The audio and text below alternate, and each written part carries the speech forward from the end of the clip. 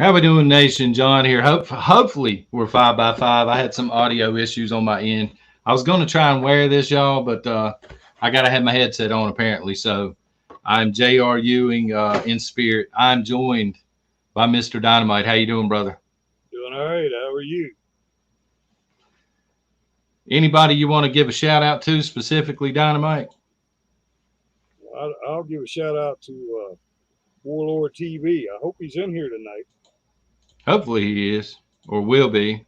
There's just to let everybody know, there's a green room link at the top. It is packed out right now. So keep trying if you're trying to get on there. I see Triple T Tony just joined the green room. So you want to start us off with anything, any sort of subject there, Dynamite? It's a party. It's a party.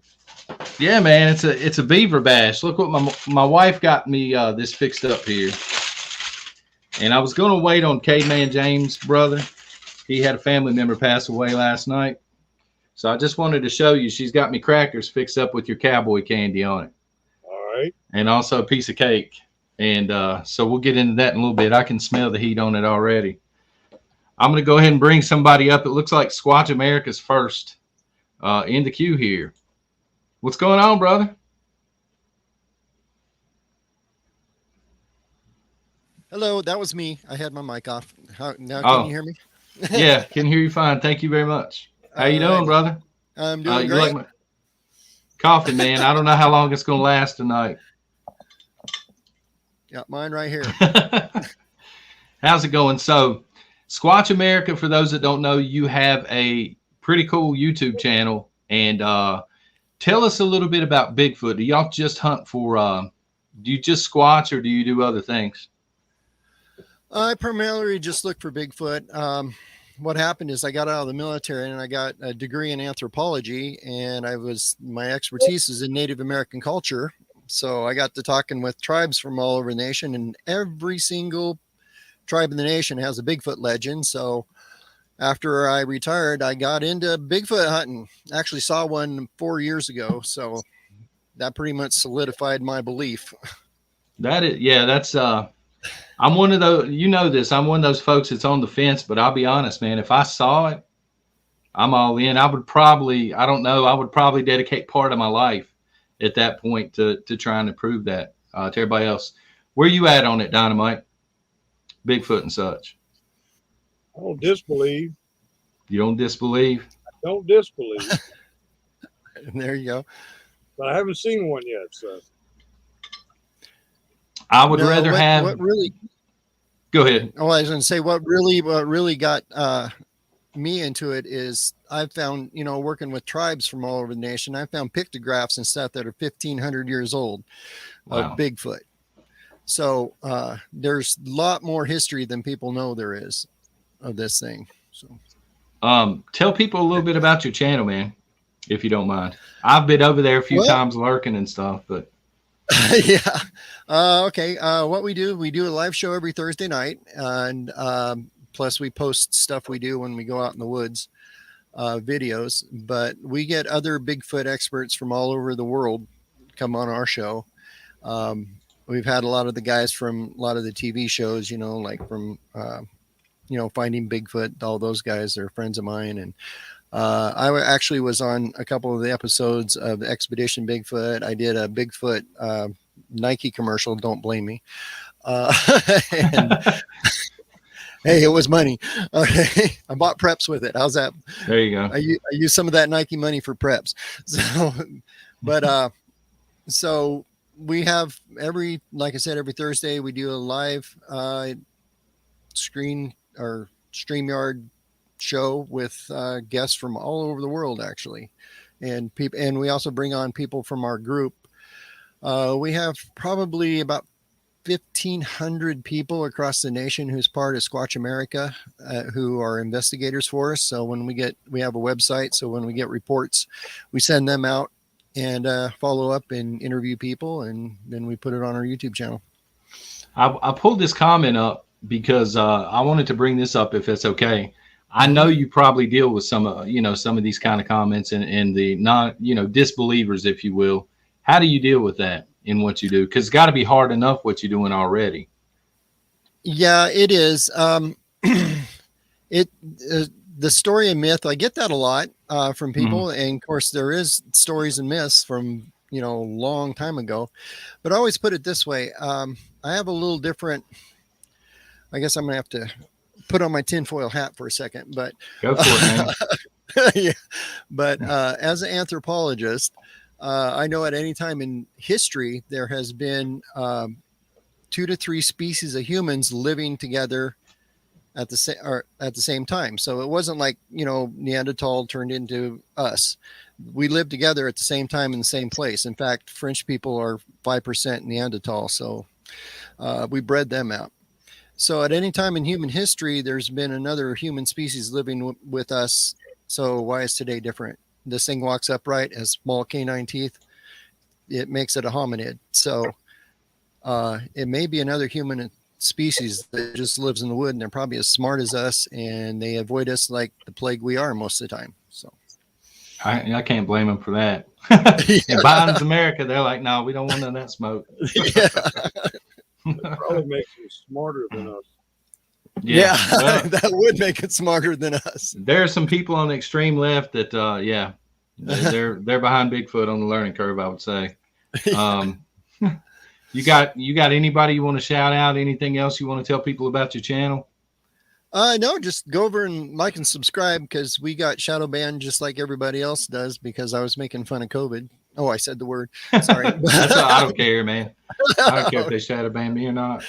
Yeah, I started making fun of that on our Bigfoot channel, and I went from about 50,000 views a week to 200. So yeah, they will. Please go like and subscribe. Like and subscribe. Help this man fight censorship, and his wife. Your wife helps you, correct? Yep. Okay. She's on the show with me. She's right over there. But yeah, we actually live in an RV, so we pretty tight space in here. We sold our house about 3 years ago and hit the road. That's my wife and I's retirement plan one day, assuming we still have a country and everything, Yeah, exactly. Well, we're not doing much traveling right now because gas. But for the last 3 years, we've been across the United States 4 times. So, but well, brother, I appreciate you being here. I'm going to try and move in somebody else in, okay, if that's okay. That's great. All right, brother. Sean. I appreciate it. We've got, looks like Mr. Joseph Hefner. Can you hear us, brother? I'm burning up. Can you hear me? How you doing? I'm fine. Yeah, how about yourself? Good. I'm knocking stuff down over here, it sounds like. How you doing, man? I'm doing great, man. Living the dream. I can't remember. Do you have your own channel? We are currently working on it. Okay. So I want to get it started up on a laptop instead of trying to run it on a cell phone, and I'm having a laptop issue getting it repaired. And that's been a little bit of a headache, but we're working on it. That's awesome. Yeah, brother, seriously, and I mean this, I'm living proof that anybody can do it. Seriously, if anybody will listen to me ramble, it can be done. Yeah, we'll get it worked out. So I guess since you don't have a channel, let me dive on something here. Independence Day. That's the first thing I've got written down. What are you doing for Independence Day? Are you going to celebrate? Liberals are saying don't do it.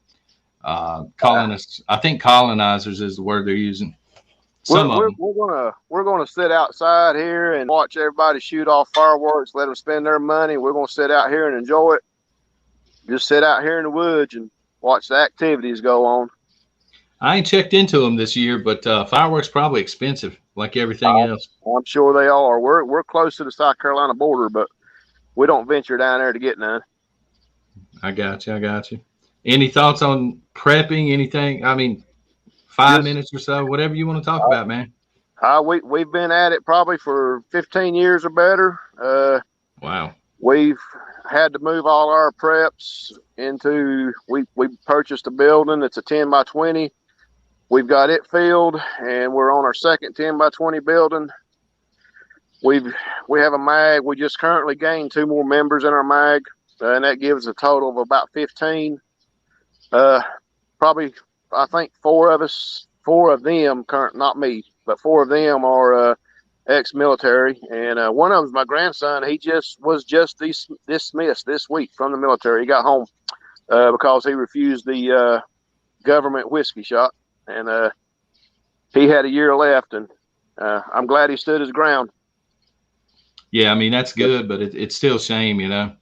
It is, but he's he went in there young. We try to tell him, man, don't believe everything what you hear, and it's not all what they're telling you. And once he got in there, and it was the wrong time too. We was under a presidential change and rule changing, and the bug was walking around, and they was in quarantine more than they were out. It was rough on them there, but it was a learning experience for them. Great topic to talk about. And Dynamite, you can chime in too, brother. Do y'all think we're going to be dealing with it again? You think they're going to make another push for it? Yeah, I actually do think they're going to make another push for it. I know, Hope not. Dynamite, you got a stalker in chat or something here. Miss Rebecca. Yeah, I see she that. said, hello, sexy Dynamite. and thanks to what was just being discussed, apparently I'm going to be building a building to store our preps in to get them out of the house. Well, that's awesome. Joseph, man, when you get your channel running, if you need anything, number one, email me. But also, you were talking about the mag and stuff. That would be something really good to focus the channel on. I'm not trying to tell you what to do, but I get a ton of those questions. That is one of the things that we are going to focus on. And awesome. Like when we do our training and stuff like that with our weapons and everything, the mistakes that we make and stuff like that, put it out there. Maybe somebody else can pick up something out of there and not make those mistakes. And also me being a mechanic, I'm going to go on that end of it as far as, you're having your vehicle ready and everything and stuff that you could run into and how to deal with it on the road if you need to. That's fantastic. I'm trying to keep up with chat. Is there anything you want to tell anybody in chat? When we do come out with it, you'll be the first one to know, actually. And I'll shoot you. The name of the channel will be We Are the Resistance. Okay. We're the Resistance. Let me know, and I'll blast it out for you and everything, man. All right. I appreciate that. And I'll jump off of here and you can throw somebody else in. Tell your son thank you for his service. I'll do it, man. And I appreciate what you're doing, too. Yes, sir. Good night.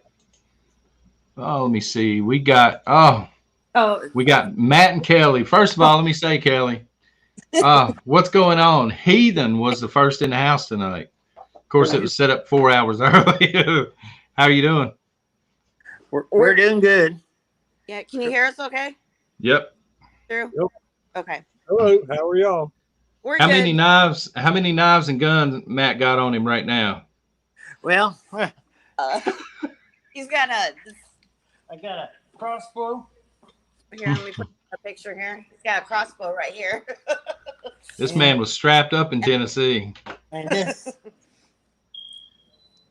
Did you see it? Yeah. That's nice. Right now. The rest are kind of put up right now.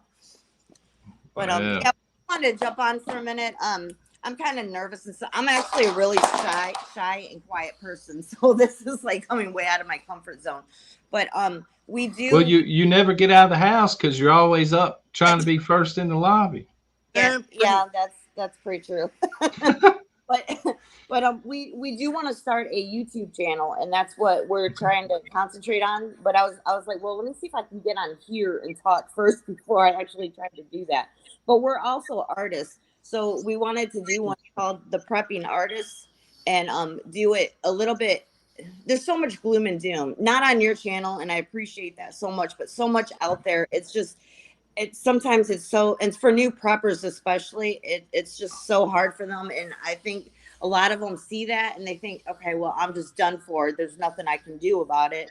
So I want to do something that's kind of fun, but it still expresses that the need, the urgency to do what you need to do and get your preps done and stuff like that. Some art behind Oh, well, I don't know if I can get the. Now that sounds really good. Are y'all still trying to put together like a meet and greet in Texas? Yeah, we're working on that. Yeah. I know Black Cat was talking. We were talking about doing that too, and then I think Tamara was thinking about coming over to Texas too in September. So we're trying to get something together. So anybody just put in chat or something like that if you want to meet up or something in September, and maybe we can figure out some kind I know Bama Jen was planning on coming down. She's an Alabama fan online, but when she's out in public, she wears her Longhorn stuff. I'm messing with you. But no, that's awesome. Let me know, because a lot of people here are in Texas and they would look forward to that.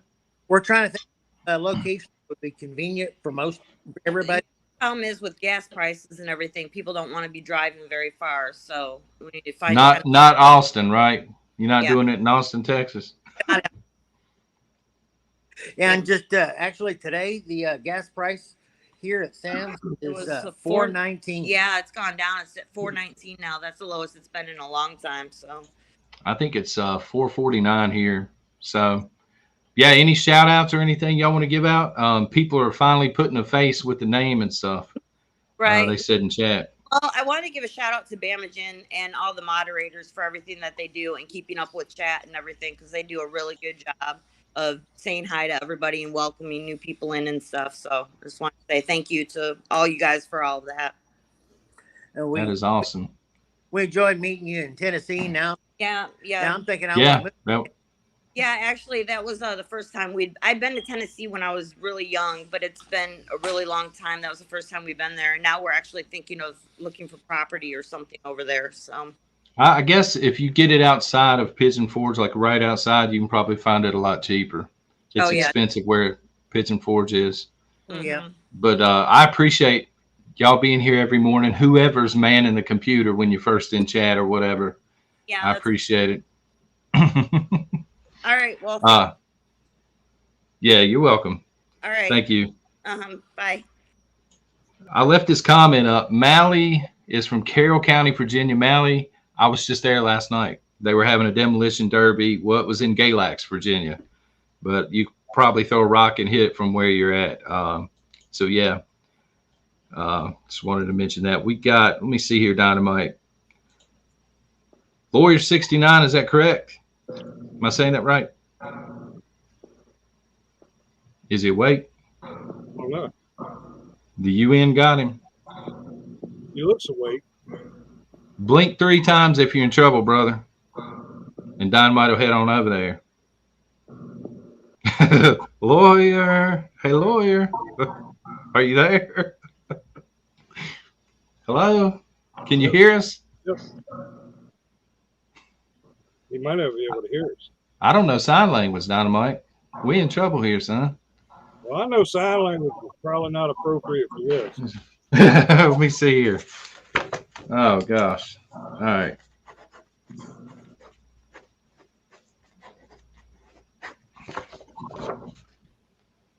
Lawyer 69. Hey, how's it going? Hello. How you doing? I'm fine. I'm working. Can you hear us? Oh, loud and clear, and I can see you loud and clear. That's awesome, man. Thank you for being here. I have my only problem is I cannot text in the general chat, only with the let me see, private chat. So I don't know. Maybe it's just a glitch in the system. It probably is. I'm sorry, brother. Thank you for being here. What's on your mind? You want to talk prepping? You want to talk politics? Talk the 80s? No, I don't want to talk. I just want to listen to you guys. Oh, okay. I try many times in your morning shows to texted with some other people about CERN. You know, CERN. Yeah, I wrote that down. I'm not sure if you're on Patreon or not. I wrote that down. No, I'm not. Late last week. Somebody brought that up in Patreon late last week, we're going to try and cover it this upcoming week.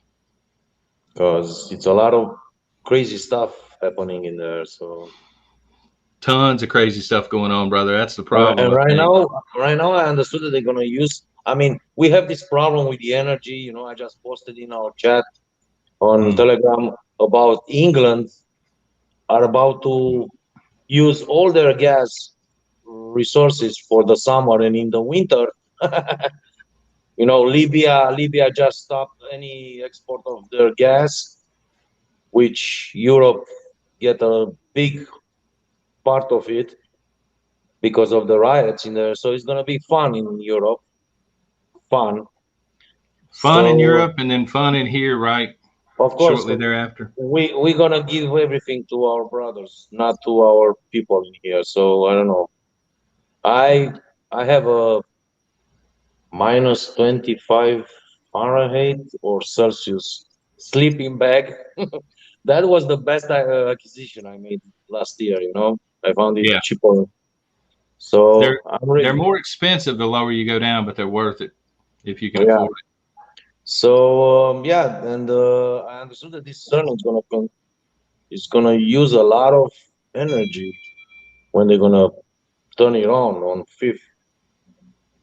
So I don't know from where they're gonna take that energy. I mean, we are already in a big cluster of problems. Yeah, yeah, I got you on that one. I mean, um, do you we're have a gonna channel? suck everything else from us. I mean, or- Do you have a channel here on YouTube or anything you want to plug? me, Yeah, if I have a channel on YouTube, yeah. Do no, you no, have you? Okay. I'm just a follower. Well, that's okay. Alabama fan? I'm in New York City, so I wish I Okay, could be. probably not. Uh, I love everything outside of this shithole. Sorry, excuse my French. You're fine. You're fine. Uh, I This city became so dangerous and so, oh my God. Every day I see more people begging, and people I used to see like retired people. They cannot survive. I mean, I see them in front of the delis or groceries asking for $1 for whatever. I saw drugs Yeah, I can on imagine. the street more than ever. And besides, I start to see in a neighborhood which are family, kids. I start to see those liftards with blue, green hair, tattoos, lesbian, gay. I don't know.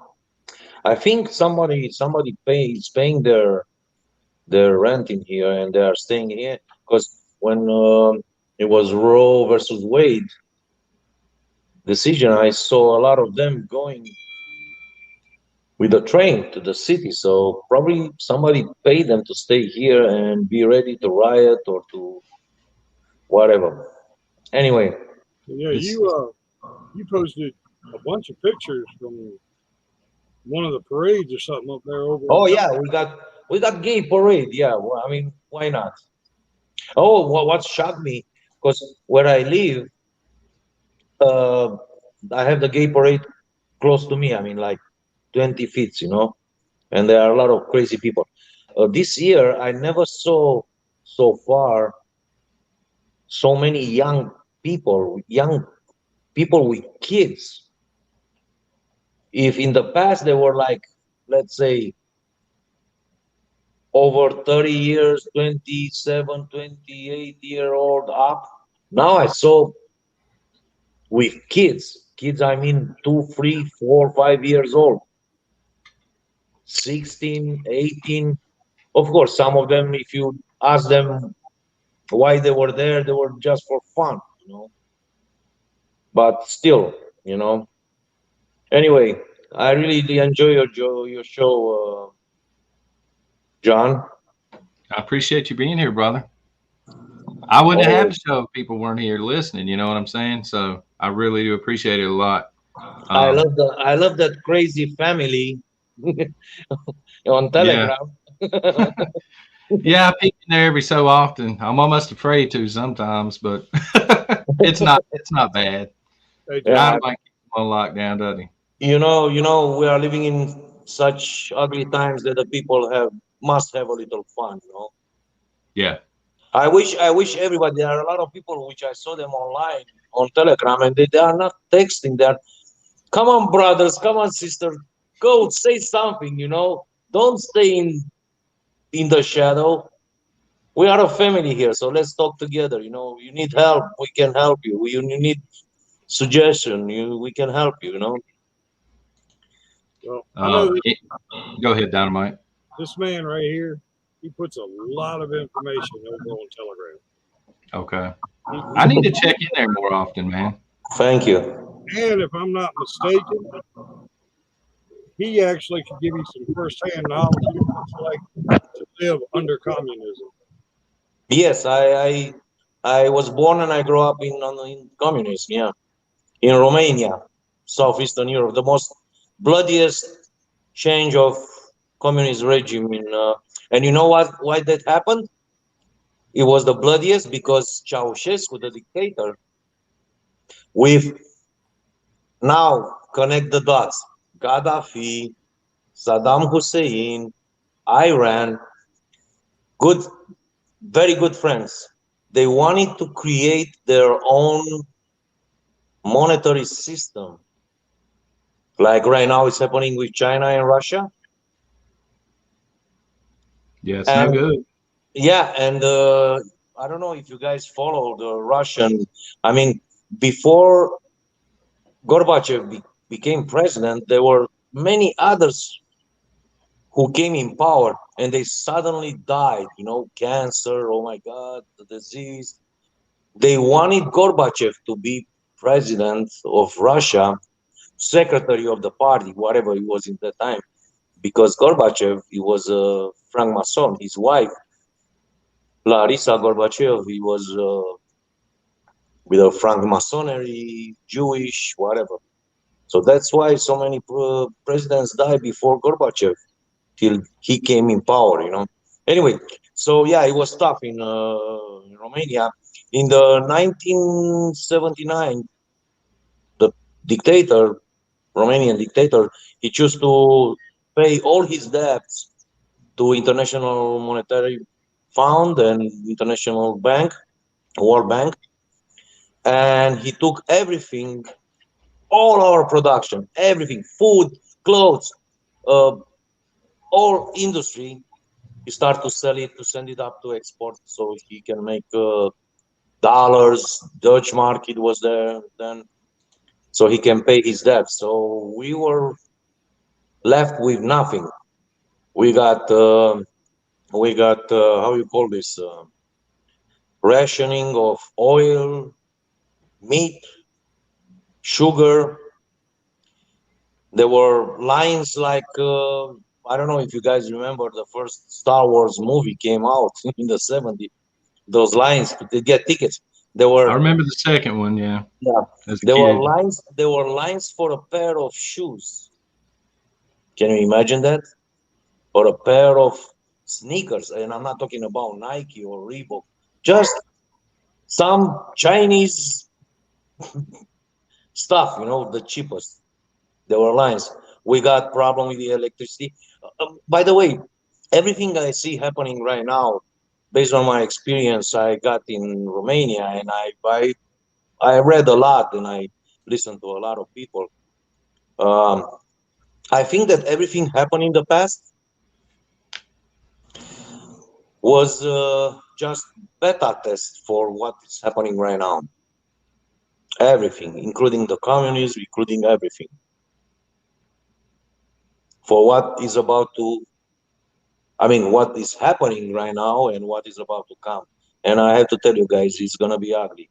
My grandmother, she survived World War II, the worst drought in Europe in the 50s, the communists and the inflation killed her because after we got rid of communism and we embraced democracy, we got inflation from 1990 till 1996.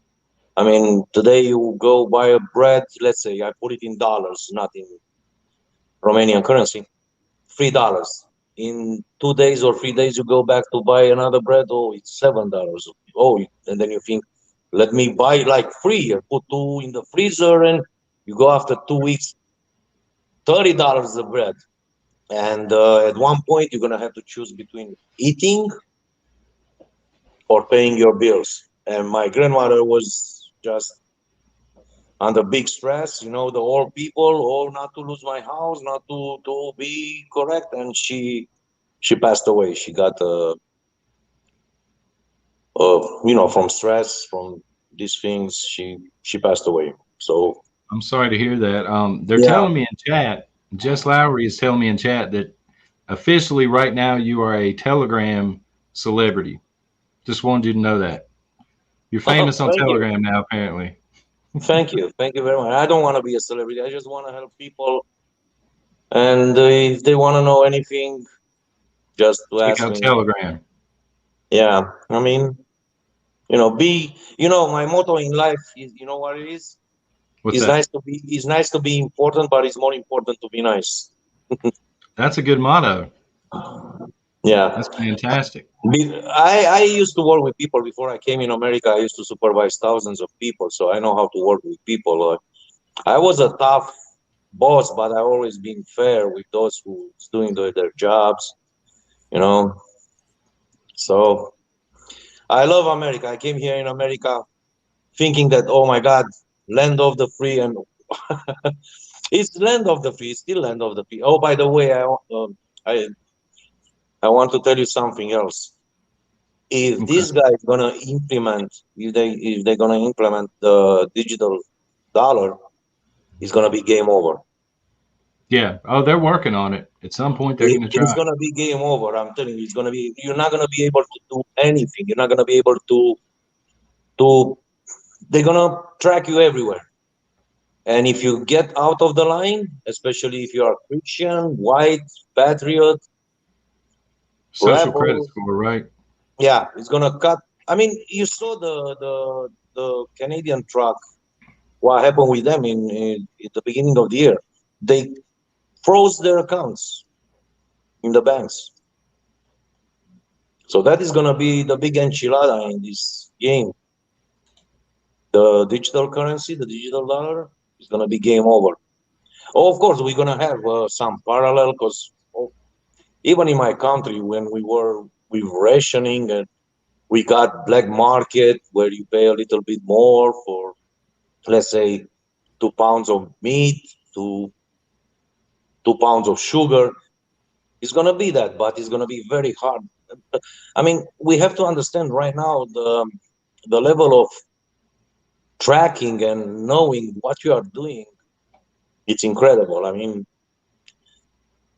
you know, when I under the communism, we used to have 2 hours television, 2 hours television each day, and in those 2 hours, they were all communist propaganda. What our leader was doing, oh my God, achievements. It was BS. I mean, nobody watched that.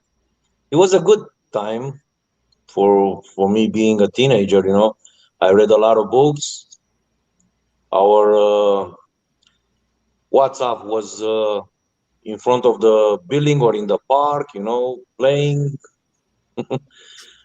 singing. I'm gonna have to get somebody else up here in a minute, but I'll tell you what, since you brought up books, that's excellent. Can you suggest maybe one book that somebody can read? Okay, right now I read the Mike Snyder book, 7 Years Apocalypse, which is you should guys read it, because it's Bible, it's religion, and it's 7 Years Apocalypse. 7 Years Apocalypse. Yeah, I Mike need to Snyder. check out Telegram more. I feel guilty now. Sorry, I haven't been over there to see more of this. No problem. We know you are busy. So thank you for having me tonight. Yeah, thank you for being here, God brother. bless us all. God bless us all, and looking forward to many other shows. When I put you back in chat, just know that you're pretty famous over there now in chat. So just a heads up. Thank you very much. All right, Dynamite. This next guy, I don't know if he's in downtown New York City as well or not. I don't know. It's not looking like it. Let me see here. What's going on, man? Can you hear us? Oh, yeah. Hey, what's going on? What's up? Always survive. Is that right? Yes, sir. Happy 50K. Congratulations. I appreciate it, brother. Do you have a channel? Yes, I do. Always survive. We do prepping stuff. We had a lot of boomstick stuff, and then we got hit pretty hard a few years ago, and I slowed down for quite a bit. And now it's pretty much prepping, pretty much survival stuff. I was gonna say it looked like behind you, like the channel setting and stuff. Looked like maybe you were YouTubing. Yeah. Yep. I before you were at 50K, I put a post up, and you actually wrote me on my post on my community. That's right. I remember that now, man. I went over there and checked the channel out. Yeah. Yeah, pretty good stuff. I'm on here quite a bit. I usually only talk to, I think, Bama Jin is usually the one that. She's one of the first ones in here. Yeah. Yeah. So I love the channel. Yeah, I listen. I don't always get to write. I get to listen in the morning while I'm at work, but I'm on there. I appreciate it. Where are you located, like state-wise? Michigan. Yep. Call it Michigan. Michigan. Well, I've never been to Michigan. Dynamite, you been to Michigan, man? No. Yeah, well, I was born here, and I think when I was about 7 or so, I moved to New York and lived out in New York until I was about 35. 2 daughters, so I just figured that I need to go somewhere better than New York. So we left out of there and came back here about 9 years ago, something like that. So I've been here now for a few years, Southwest Michigan. Yep. That's fantastic, man. It's a great spot. There's a lot more freedom here.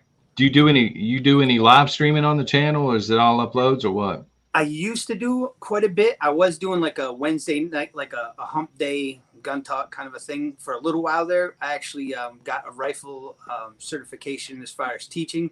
So I'm allowed to teach a little bit with rifle. I'm not like a full blown instructor as far as I don't even know, like a full like Carl there on Tactical Rifleman. He's been out there forever or whatever. But we do classes here once in a while.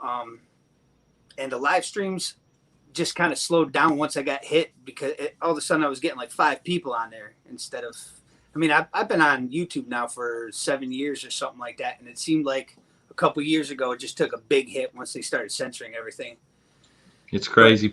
Some people don't believe that they do that, but I'm telling you, I don't know if it's keywords. I'm not tech savvy. I don't know what does it exactly. I know a certain person's laptop, if you mention that, I mean, they'll hand you a strike for no reason. Yeah. You know, a certain squadron chief's son, I should say. Yeah, right. But I've been trying to be better with that, and I do combatives and stuff too. So I do a lot of fighting stuff, and I got, I think, a playlist or 2 on self-defense stuff for people to learn something. And yeah, that's pretty much mostly been doing the prepping stuff right now, just because of how everything is right now. You just don't know when. So the channel name is Always Survive, correct? Yep. Here on YouTube. What I'm going to do, all the people that have the channels that are up on tonight, I'm going to go back in and I'm going to link them in the video description and stuff.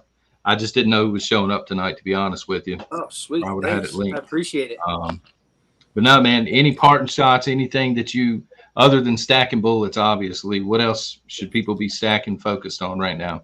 Myself, usually I'm doing rice, and I just started doing mylar.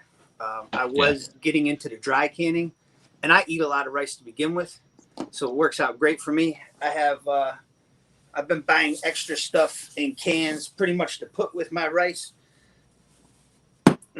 Chili beans, I don't even know. I do still get some of the 30-year shelf life stuff, but I've been just trying to find stuff to put with rice. I do a lot of canned goods. The dry canning that I've been doing, lentils, peas, actually sugar. I started stacking salt now too. As much salt as I can, a couple different kinds. And I do some shorts videos too. They seem to get a few more hits than the regular videos. I don't know. Some of it, I think the biggest thing probably too is seeds. I stack a lot of seeds now. I've been trying to stack as many seeds as I possibly can and buying as much gear as I can. I do some gear reviews. I haven't done as much recently. I just moved and I'm just kind of getting settled in over here. So I'll probably be back on that sometime soon. And then just organizing everything and trying to keep it in different spots. I'm real big on not having everything in one spot. I want stuff in 10 different spots in case one gets hit, in case you have an accidental fire or something, you don't lose everything. Gear, man, is weird because I will specifically get people asking, you know, for more gear reviews. Yeah. A lot of them. And then when I review gear, nobody shows up. No, I don't know. I'm ugly or something, man. Me too. Me too. It usually takes, it seems like for me before I start actually getting even over 1,000 views on some of the gear, it might be a knife or something like that, but I won't really get anywhere near 1,000 views for like a year or something. Then all of a sudden that video will start rolling, but it will be like a year later. And I start getting all sorts of crazy comments and, and I like the self-defense tools, the ASP batons, and I carry a little, this is my TDI. I don't know things on me, and everybody seems to like this thing, but nobody saw the video until I don't even know what it was, like a year ago, something. I don't know. And it's just starting to get pretty sweet. Yeah. These things are great because you can just punch with them. It's like expensive. This now I think is around 40-ish, something That's like that. Bad. But it's not bad at all. Yeah, I leave it on my offside in case, basically for weapon retention uses. If someone's clung onto my weapon, I can kind of punch them off, I guess you'd say. Yeah. But yeah, I'm pretty big into the combatives and stuff, but I've been trying lately to get as many people to start doing something just because stuff is so bad. Yeah. It's getting bad here. We're getting more and more people with signs on the end of the street, you know, homeless, need help, will work for food. There's been a lot of it going on. And occasionally we'll drop stuff off to people here and there. We've got the one gas station down the road that people are always down there, and some of them are just trying to get water. They're just out there begging for water. And we've had some 100-degree days, so I went through and got people water one time or two. And just stuff is not going to. I don't think stuff's going to be getting better anytime soon. Dynamite, your lady says she wants one of those knives. I threw it up on the screen for you, brother. It's a K-bar TDI. A little dusty, but it's a K-bar. K-bar TDI. Yeah, they are incredible, and it doesn't take any force. Just if you're boxing, you see it's still boxing. It don't matter if it's an uppercut, a hook. Yeah, just jabbing. It's a last ditch effort, really. I mean, I wouldn't use something like that if if there's 10 people, I'd probably pull it out pretty quick, but I might pull something else out before that. The boom stick. All right, brother. I will get you link. I got to get somebody else up here, but I will get your channel link, and I appreciate you being here, man. Congratulations on the Beaver Bash 50K. And I'm jealous of the camera quality you got going on. You have to let me know what kind of camera you're using sometime. It's this guy right here. Come over here, quick, real quick. This guy's a Midwest survivor. That's my future son-in-law there. Hi. He's got a YouTube channel too. So he's got it going on, man. Yeah, that's his. So, all right. Well, have a good night. Congratulations. Thank you. Dynamite, I'm going to need your help on this one. The next guy, he has a rap sheet a mile long, so I need you to do some security here, okay? Rudy? Hey, am I up next, John? Yes, sir. How are you doing? How are you, Hey, sir? great, brother. Hey, listen, man, I know you probably have a whole bunch of people in the background that want to get on, and I didn't really get on here to talk too much. I just wanted to say congratulations, man. I appreciate that. Very well deserved. You know, this is a big milestone for a person that's on YouTube, and I just want to say keep up the good work, brother. You know, I know I'm not your daddy, but I'm very proud of you, man. You've built a very good community. Let me say this, Rudy. Thank you, and I mean that truly, because you helped me out a lot behind the scenes with advice and stuff, and I would have probably not been YouTubing right now if it wasn't for that advice. So I do appreciate it. No, man, it's all you, man. You know, everybody has a choice to make, and they make the decisions for themselves. So all of this success, I want you to know that it belongs to you and to your awesome community. So I just want to say congratulations, brother. Keep doing what you're doing and keep spreading the word. People need to get prepared. All right, keep spreading the word, and God bless you and your family and everyone there at Prepper Nation. Thank you, Rudy. See, now what's going on there, Dynamite, is he's trying to run because he's got warrants. No, he's an awesome guy. Let me see. Miss Rebecca loves him. Yeah. Oh, he's awesome behind the scenes as well. Micah, what's up, brother? Oh, I'm on. Yeah, you're on, man. Can you hear us? Yeah, I can hear you. We didn't have to wake you up with a sheet of paper or nothing, man. You doing good? No. From What's Alabama. going on tonight? Alabama? Oh, Lord. Yeah. We're gonna I'm gonna show you my wall that Trump started building, but I finished. I don't know if y'all can see that. I've got a little wall going on. Yeah, I see some guns there. Looks like. Yeah, it's quite a few. This is an Israeli gun right here. 450, night vision, AK, you name it. I'm getting. Well, they coming after those, man. Yeah. They coming after them. They say anyway. We got to head out to Atlanta tomorrow, but I was going to try to go up there and meet you at that backwoods. Yeah. But I didn't get to make it. That's okay, man. If you're going to Atlanta, you need to take about half that hardware with you. Last I heard. I'm probably going to take this little baby gun here. I don't know if you can see it. This one. Oh, yeah. Okay. It's a KP9. That's nice. It's got the Russian banana clip on it. So it should do the job. Jeanette in chat says she's jealous of it. Yeah, I'm retired military, so I got a lot of stuff. Okay, man. Thank you for your service. Which branch? Army. Okay. Yeah, I was going to show you something. Let's see if I can get in here. For people in chat, they was talking about the Russians. Take a gander at that. Some of the Russian stuff. Because I got deployed to the Balkans and 2 tours to Iraq. I've got a pretty good bit of time down there. But all my food preps and stuff are on the 3rd floor. Been buying a lot of the Mountain House and stuff like that. Rice and beans. And the Battle Box. I've been on Battle Box ever since you put me on it. They got a I just saw their leak this morning. I got one of those. They got a knife coming out that looks very similar to the one the guy was just showing us before, but it's like $180 knife in the box this time. It's fantastic, man. Yeah. A scout carry knife. And I got us a flamethrower too with a backpack. Everybody's got one but me. What's going on with that? I don't know, man. The thing's, it works like half gas, half diesel. Or you can do like a 60-40 mix, but they're pretty strong. They'll go about 40 foot. So, I don't know. I've been on Prepper Nation for a long time. I appreciate it, man. Yeah, some of the names I recognize, like when we had a real small group, you know? Yeah. Yeah, I've been on for, I mean, I went on Patreon probably 2 years ago. And when you got on BattleBox, I went to that Pro Plus and my closet's full of gear. Like I just keep putting it in there, you know. I'm telling you, man, with BattleBox, I hate to try and sell anything, you know.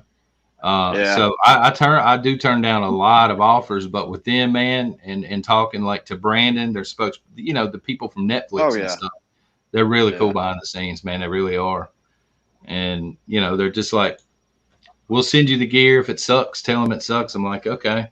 I can send the gear on. You know, you also got to have stuff like this, bulletproof face shields. That's I don't have one of those. I've got body armor. I've got pretty much everything I could need as far as like I've been prepping that stuff, boomsticks and seeds for a long time. So I've got enough to last me. So really all I have to worry about is my food preps, medical stuff. But if Bama Jen gets in trouble, she can just come to Gunnersville. Okay, Gunnersville. You got that, Bama Jen? Somebody's asking in the chat if you have a channel, brother. No, sir. I'm just a follower. Man, you need one. I mean, I got a lot of stuff I can probably talk about, but I just, you know, I kind of keep up with you for the news, try to watch every morning, you know, stuff like that. Well, we got a backup channel. I'm just telling you that. You probably already know, but the next couple of people I'm bringing up, we likely get banned. But we do have a backup channel, everybody in chat. The next two, Look like mug shots. Look like mug shots. Yeah. Yeah, like this thing I've got here, it's full of like magazines. Wow. I mean, just you name it. I had to buy the stuff that I thought I was going to need.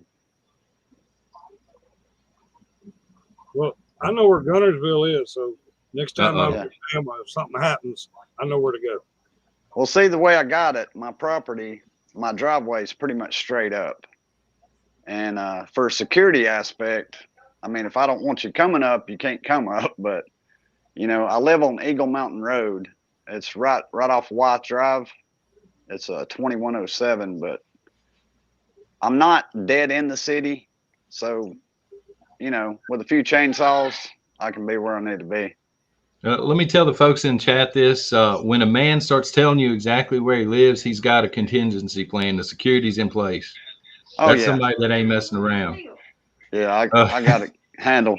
Big T says, yeah, werewolves beware. Because when you start spouting off, hey, I'm right here, you load it down, ready to go. Well, let's put it this way. If they come in pure darkness, I'm still going to be able to see you. Gotcha.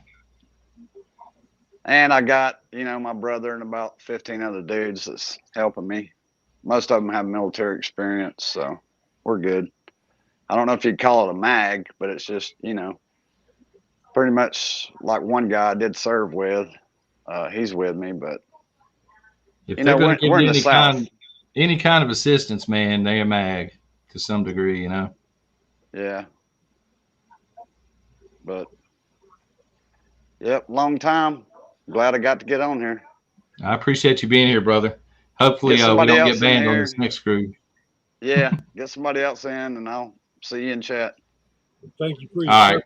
See you, brother. Yes, sir. Thank you for your service. Thank you. All right.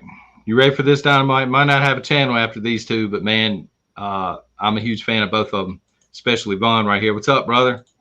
What's up, Right. homie? How you doing? We're going to see if we get banned tonight. Good evening, everybody. Well, first of all, grats on 50K, homie. You deserve it. Thank you, and man. second of all, definitely watch my language. No, you're fine. Listen, I was going to bring this up, Vaughn, and I've told you this, I think, via email or something, but I'm going to tell you tonight. Vaughn is the guy that was responsible for waking me up. Like, I'll be honest with y'all, in live chat and stuff, I was it was like kids' gloves with Antifa and taking the high road and stuff. And you gave a speech one night, and I watched the replay the next morning, and it really hit home. You're like, you know, I think you said, if not now, when? You want to elaborate on that a little bit, Vaughn? Maybe wake some other people up? That was almost 2 years ago, wouldn't you say? That was over on with me, man. So Pinball Preparedness had a huge live stream, something similar to this, but man, there must have been 10, 15, 16 of us on there. And, you know, no disrespect to any of those fellows. There's some really great guys on there, some great channels. And that's actually where I kind of found you at as well. But, you know, everybody started gearing towards one way. And here's the whole thing. And to sum it up, because I don't want to take a whole bunch of you guys' time here, but I thought, I was under the impression we're kind of getting all together to kind of gather our forces, so to speak, you know, get all these subscribers and everybody together to really make a difference.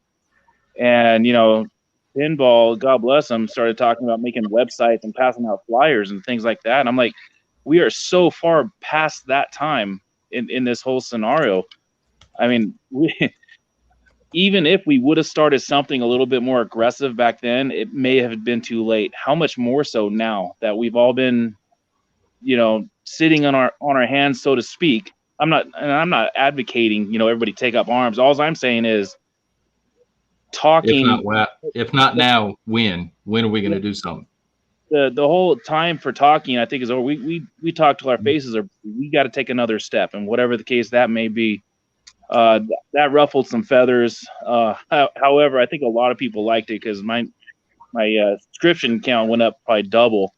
You know, I've been on this for about 8 years now on YouTube at Backcountry Preps channel, and I only have like 5,000 subscribers. I think it's because, you know, YouTube doesn't like me. I don't know how many times I've been banned and shadow banned and, you know, subscribers removed and whatnot. But I'm very opinionated. Well, you stay over the target, man. That's why I like your channel. That and was it whiskey? Is it Thursday or Wednesday, man? Is it whiskey Wednesday? Except today isn't Wednesday, but I actually kind of stopped doing that because I was drinking way too much, and it's funny because I actually saw my doctor yesterday for a checkup, and I've broke all the dietary laws just today. But what are you gonna do, right? That's why we have 4 livers, right? Just like a cow. Well, not all of us, man. What about you? Where you okay down there, Brian? Oh yeah, I'm just letting him talk. So these are probably the two down here, Brian and Vaughn. These are probably two of the most banned preparedness channels here on YouTube.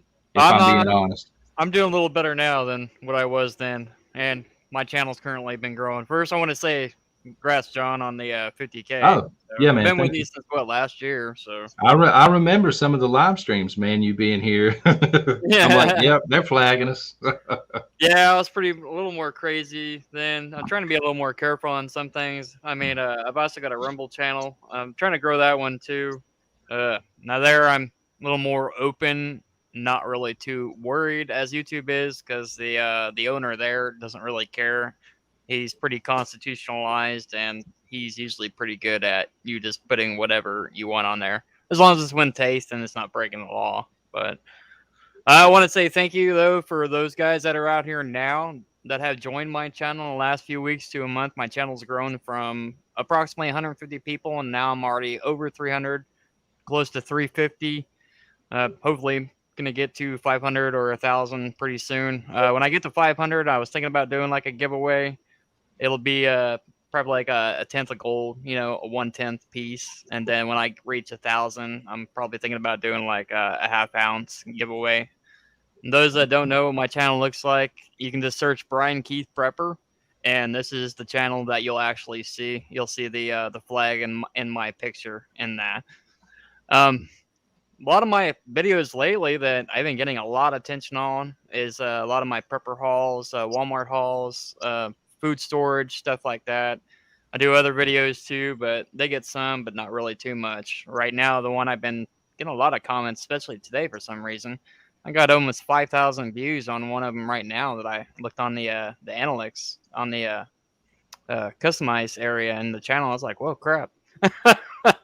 Just throw a FJB in the title somewhere. So many people are so pissed at Biden for obvious reasons that they're probably searching it. Every time they fill up, they're like FJB on their phone. I know as much as everybody doesn't like FJ, Biden, I am actually creating some t-shirts. I do actually make my own t-shirts here as well. And I'm actually thinking about getting them promoted on my channel. I've got a few right now that are on Facebook and getting ready to put it on Marketplace also. I just got to figure out how much the shipping is going to be and stuff like that. This is one of the shirts that I know everybody will love. So it is a t-shirt. I do have various sizes. They're all in white right now. So, and then another one that says, and these are the ones that I've made. It says "Make America Godly Again." So, like Sailing Prepper was asking me earlier, is if he could probably eventually buy one too. And I told him, I said, yeah, I'm gonna get them listed and start working on creating invoices. And I know some people use certain websites for having their t-shirts made, but I'd rather just have it, make it myself, do it all the work myself. That way, all the profits comes to me and not some other company that's doing it for me. And besides, some of those companies don't really like the language, so screw them. Just make it myself. So, but otherwise, man, here in the last few weeks, all of a sudden, like today, I just went up 20 extra subscribers on my channel. I was like, whoa, what the hell? Which is cool. I appreciate it. I appreciate everybody. That's awesome. So you and Vaughn, I'll ask this: how do y'all think the rest of the year is going to play out? Shitty. Yeah, I mean, well, I got to tell you, John, I'm here in San Diego. I've been here probably 15 years now, and just in the last month, I would say it seems the attitude of the general public, and that I'm a service plumber by trade. So I'm around all kinds of different people all day, every freaking day in their homes, talking with them. And I think the common man and woman out there are, really acutely seeing what's going on. I'm having conversations with people that can't understand what's going on. And I'm I guess technically you would call it a blue area, even though we have a lot of military here. It's getting to a point. I think desperation is starting to sit in. The homeless here, you won't believe our homeless epidemic here. We have mini cities of tents and homeless people. Just people. My wife told me she was working downtown a couple weeks ago. Some guy walking on the sidewalk right there in the middle of downtown, just dropped trowel and did his business right there on the sidewalk. That's common now here. We are turning into San Francisco, no doubt about it. It's getting bad down here. We're thankfully, thank God, we're on our way out, hopefully within this year, to our location in northern Arizona. Quick shout out if anybody's watching this and you're in northern Arizona and you need a mutual assistance group or whatever, hit me up. It's getting to that level, and the fuel prices. I hear everybody complaining about $4.50, $5 a gallon. I'm seeing over $7 a gallon for diesel at some places around my neck of the woods. Woo. And having a big ass 3500 dually, it cost me about $200 to fill my truck up. Thank God I don't drive it very much, but it's getting really bad down here, down south, guys. I got to admit something, Vaughn, man. I hate to admit this, but up until probably 4 months ago, John at the Prepared Mind, I thought y'all were brothers. And you had mentioned one night on the stream, no, we're not brothers. And I said, what? I thought they were brothers, man. Well, we are in a spiritual sense, I guess. I've known John ever since I started. I think I was like number 550 of his subscribers, and he's up pushing over 80,000 now. Yeah, he's got a huge channel. Yeah.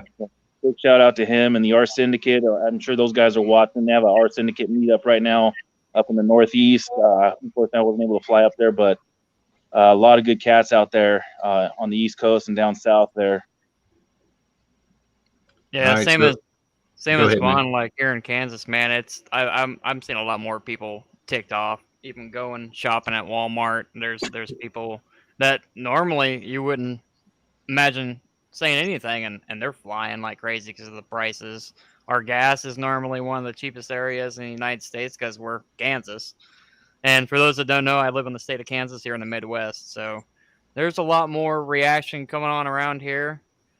And it's getting a little more scarier. So, I mean, there's already more action with our police, too, just in our little city alone here in Hutch. So I talked to a trucker, too, probably a week or so ago that works for Dylan's Warehouse for Kroger that drives. And he even said, this is gonna get worse by the end of this year. So, and like what we're seeing now, it's really nothing. And what I was saying too, there's gonna be food. I think there's gonna be food, but it's just the prices are gonna be so high that hardly anybody's gonna be able to afford it. So by the way he's talking, though, it's like food is getting scarce, but the prices are going up too. So it may be a mix of both of what some people think and then what how I'm thinking. Yeah, we were talking about the like the diesel stuff coming up, the DEF and stuff like this, and then I know Vaughn did a video, and then Rudy at the Alaska Prepper, he did it. He threw down all the receipts and stuff, and I was glad because most of the intel I'd seen was, people in the industry and stuff telling me, hey, I'm seeing this, hey, I'm seeing this. But Rudy actually linked to a bunch of the stuff. I think a lot of people are seeing that. After you made your video, I did the kind of video response. I think it was yesterday, the day before. And yesterday I went to Depot. That's where I'm usually there every day, doing buying materials and whatnot. But they usually have a couple pallets of that DEF sitting around, people grabbing off of. Yesterday when I went there in Point Loma, which is kind of a big suburb north of downtown San Diego, they had maybe 20 boxes left. So I grabbed 6 myself to add to what I got going on. But I'm thinking, just from the stock that I'm seeing, that people are hearing about this as well. And that's why I think it's so important. We're doing what we're doing. We're putting it out there, to the masses on this platform. I think some people are listening and waking up. So that's a good thing. Yeah. Yeah, there's been a few posts too, like on Facebook, when I've been trying to tell people, hey, people probably should prepare at least for a few weeks, at least for a month or two, and there's more people that have reacted now than what it was 6 months, 12 months ago that used to call me crazy and this conspiracy, oh, you don't know what you're talking about. You're just worried over nothing. And now even my own daughter, even she was like, wow, you're right. She's getting more food too for herself, which is surprising because she's more the material type of girl that always wants to buy Rockstar stuff and all this crap. I'm like, Chris, you got to wake up, yo. Our son, I he's can't believe definitely there are people out there that still need to be told, you know, with Yeah. everything that we're seeing. Yeah, it's sad. Some people don't want to wake up. With all the food that I got prepped up, I'm probably good 6 months to a year. So now I've been working on these little things. I've been Nothing wrong with getting, that, man. If you can afford it. Yeah, and the shiny brass stuff. Yeah, we call them bullets over here. I don't know. Just call you. Well, I Call them remember bullets. last time when I was on your live shit last year, and then Yeah. all that, and you were I way got to the down. point, man, where, you know, we were talking about, I don't even remember what it was. I was talking about trafficking or something. I remember in the pulling out my Super Bowl. shotgun. Yeah. And they gave me a strike, and I'm like, you know, at some point you just stop caring. I didn't even care anymore. Let them flag it. I ain't trying to get nobody in trouble, at least not this time. You're fine, man. Y'all got anything else you want to add? Keep prepping, people. Don't stop. Don't even stop. Even now, if you feel like you're getting to a point where, man, I'm just getting burned out, go on a little fishing trip. Go relax. Go take a walk, but just get back to it and don't stop. You know, we're all gonna reach a point of burnout. Even I have at times. You just gotta walk away from it, but don't totally walk away from it and say, you know what? Am I crazy? No, I'm not crazy. Well, I'm a little crazy, but you got to be smart crazy. I think the most important thing I can end this with is, you know, whoever's on the fence about trying to stack it to the rafter, so to speak, you have got to get food, enough non-perishable food to last you. I say it in a lot of my videos on my channel, you know, you don't have to outlive the apocalypse. You just have to outlive the knuckleheads around you that have not prepared. Yep. Once you do that, it's so much better and so much easier. And the last thing I want to add to this is I definitely believe Bigfoot is real, and I'm not going to give my address and show you my gun. Do that all. There you go. All right. I appreciate it, y'all. See ya.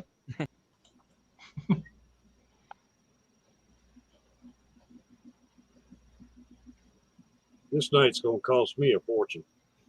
Are you running on data or something? No. Oh, okay. She's got you buying stuff for her. Right, yeah. What you over there eating? I saw it. We've been watching you eat.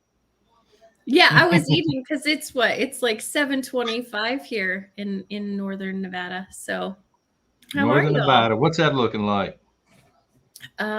It's beautiful right now, actually. We don't have wildfires smoking us out all summer yet. I anticipate they'll give us some trouble, but hi. It's nice to see y'all tonight. Oh, I wanted to show you this, John. You were asking. I said I got a wow, that's an old one. It's old. It's really Wow. It's a good one. Yeah, I do a lot of thrifting for my preps, and my daughter wants to say hi. She's gonna do a little cameo. Uh-oh. Yeah, so when I saw that, I thought of y'all. So that's fantastic. I've seen those before, not that particular game, but I was a kid when I saw it. yeah, I haven't seen any videos with Caveman James, but you bring him up often, and so when I saw it, I thought, well, if I don't like the game, I can send it to John and he can play it. He's on YouTube. He and Jack, they share a channel called Outlaw Preppers. Oh, I didn't introduce myself. I'm Amelia. Hi, all. Amelia. Yeah. So no Antifa where you're at? No homemade tanks out of shopping carts or anything? Yeah. No, I live in let's see, like a political area. So we see a lot of protests here and there. So it hasn't been too crazy, but we do get quite a bit of activity kind of where I live. People protest a lot. So yeah, this is Amelia from chat, folks. I'm near the Capitol, so we see a lot of activity. They're like, who, Amelia, who? I said, Amelia from the chat. You don't have a channel. Is that correct? Or you do? No, I don't have a channel. I'm on Twitter at Amelia, so you can follow me there. I was one of the first Twitter people. My friend in college started Twitter, so I got an early kind of like inside loop on that. It's been really weird to have a friend become a billionaire. So that's like an uncommon thing that a lot of people don't really get to experience. But Jack, he's a decent fella. I don't think he gets a good rap. Jack? Yeah, Jack. He doesn't get a very good rap in the media, but he has a good heart. He's a pretty decent fella. So let me see here. I got some stuff written down. I got some cake I need to eat in a little while too. My wife's gonna kill me if I don't do that. Let me ask you this. I got this written down. Do elections matter? What are your thoughts on elections, Amelia? I think you should show up for elections. I will admit that I'm a former liberal. I went to a private women's college. I was like completely indoctrinated with, the whole women's lib thing. And I used to I went to a college in the Bay Area, one of the 7 sisters. And now I deal with like fellow alumni where it's just like a barrage of kind of the same liberal agenda. My daughter's trying to get in on the shot. The same liberal agenda that they always push. And I think it's really important that if it doesn't align with your values, or if your values evolve, to, like show up and vote. It does matter, I think. What do you think there, Dynamite?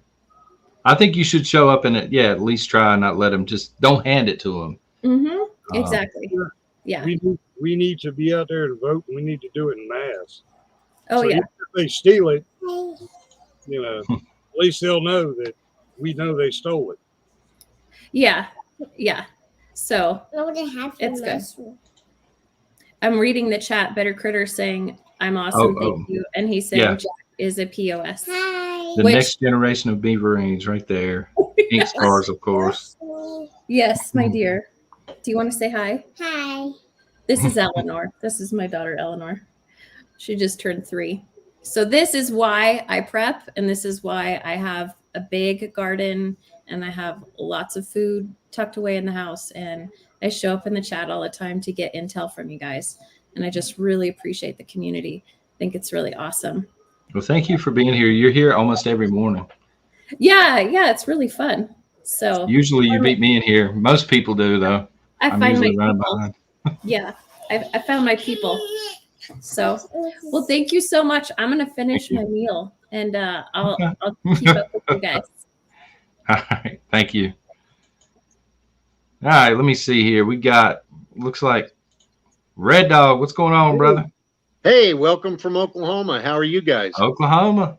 Not as good as you are in Oklahoma. I can promise you that. We're doing pretty good here in Oklahoma. Mm-hmm.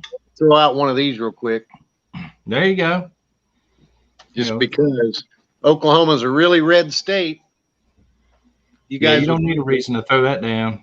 FJB. Yeah. Hey, I wanted to say something about the voting. Yes, we all need to get out there and vote. We've absolutely got to get out there and vote. It would really be nice if we could trust the vote. And what I'm afraid of is that come this fall, before the November elections, of course, they're going to try and lock us all down and say we got to do mail order so that the fraud can come out again. But they're also going to tell us that our votes don't count because the election doesn't count. Don't believe that. Don't believe that. Get out there and vote. If you don't, then you are handing them the election. So I'm passionate about that. Yeah, that's fine. Since you're on that topic, if they try to lock us down so we cannot vote and do the mail-in, what do we do? In your opinion, what do you do? Well, if that's our only option, then we have to mail in and hope for the best and hope that some overseeing is actually done this time. Because what I'm afraid of is if we actually get to the point where we cannot trust our elections, and we're very close to that right now, what's going to happen to this country? We're falling apart. We're going to fall apart hard and fast if we can't trust, doing what we try to do to make this a better country. This is still America. This is still my country. It's still your country. And we probably have some international viewers, so it's probably not your country, but you probably wish it was. It's still, as bad as it is, it's still the best place on earth to be, okay? And so you got to protect it. You've got to do your part. You got to be a good citizen, and that doesn't mean fall in lockstep with what, well, let's say the current administration and that side would like you to do. But stand your ground, be firm, and just do what you got to do. Take care of business. Yeah, we got to watch the polls. I remember, do y'all remember this when they were covering up the windows with newspapers and stuff? Yes. While they were counting votes? Yes. I mean, that's the kind of stuff that's ridiculous. And locking out the Republican side. Yeah. The Republican vote counters or vote overseers, whatever they call them. They locked them out too. They made them leave, and then they stayed in there. And oh, look, we just found 1 billion more votes for Joe. So anyway, I think they're trying to get their voters to just concentrate on Roe versus Wade and nothing else. Like everything else, forget about Joe jacking everything up. Roe versus Wade. Do you think that's a wag the dog? Do you think they're doing that to distract us from what's really going on? Oh yeah, yeah. They need their voters to come out because otherwise there's going to be a huge red wave. Yeah. But they need to excite them, get them riled up about something. And what are they excited about? What has Joe Biden actually done for the country? Nothing. Kept Kamala out. Kamala. Oh, the nicknames I've heard for that lady. Oh yeah. I'll be nice. I just threw an FJB. That's all I'm going to throw out tonight. Total leg the dog. Yeah, dog. So, do you have a channel? I do not. I need to get one, but I just keep on prepping. That's all I'm doing. We've got a Harvest Right freeze dryer. We're running about 4 loads a week in that thing. We've got a medium, so we've got 4 trays, and that's about basically 8 quarts, like if you were doing frozen veggies or something. So we can do about 8 quarts a load 3 times a week. We freeze dry our eggs. We got chickens. We're freeze drying anything we can get a hold of. If you can go find a deal on, like, bought a 50-pound sack of potatoes the other day, and it was the great big giant restaurant type, and it was like $6 for 50 pounds. I was like, I'm jumping on that because it's all processed now. We got it put up 30 years. So awesome. That I encourage everybody to do that. I know, John, you and your wife, well, your wife. How big of an issue is the pump? That was the one thing we didn't realize when we were looking at it. Right. They gave us 3 options. The regular one, and then they had a premium one that's, both of those are oiled. You have to change the oil in them. And I didn't like that I was going to have to change the oil like every 2 or 3 loads or every 5 or 6 loads. So we bought the oilless. Now, I've been told that the oilless pump is a little bit louder than the other pumps, but I don't have anything to compare it to, so can't answer that. But to me, it's white noise in the house. We have it in the house. It's white noise. It sounds like a fan on high somewhere blowing at you. So it's not that bad. Better than the sound of a grumbling stomach, right? Oh, heck yeah. 1,000 times. 1,000 times. Absolutely. So you got anything else you want to throw out there, man? Any kind of shout outs, anything specific that you're prepping? I'm just an old guy in Oklahoma, so, don't pay too much attention to me. Hey, I survived this long. So anyway. Yesterday was your birthday, wasn't it? It was. Happy birthday, man. 65 yesterday. Thank you, Dynamite. I appreciate that. And I get in trouble over there on Telegram too. Telegram? So, I got to get over there more. You do. You need to come over. I'm missing out. It's your chat over there. Come on.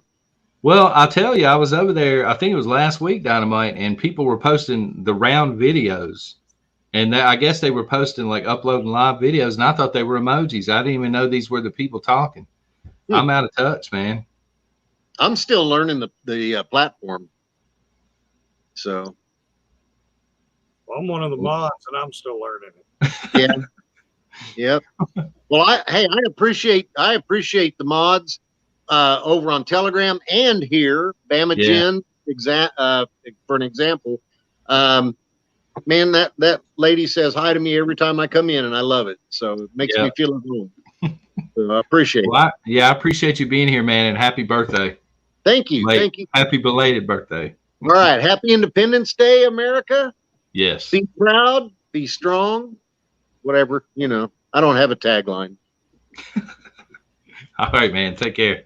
Bye. Thanks, guys. Let me see here. What's up, brother? There he is. I recognize that name from chat. I might have to write his name down again. He might be asleep as well here. Can you hear us? Here we go again, Dynamite. See this. Oh, I seen something.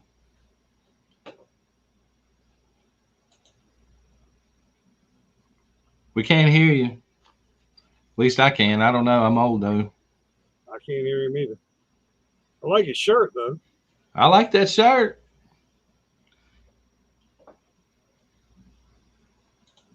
What am I drinking? I think that this is just Maxwell House. I wish it was something fancier, but I think it's just a pot of Max, the blue canister.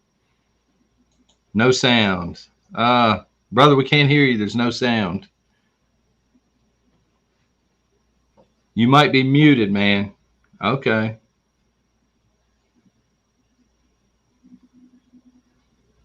Zero by 5. He going in Pictionary style. We can't hear you. We can't hear you. Can't hear you.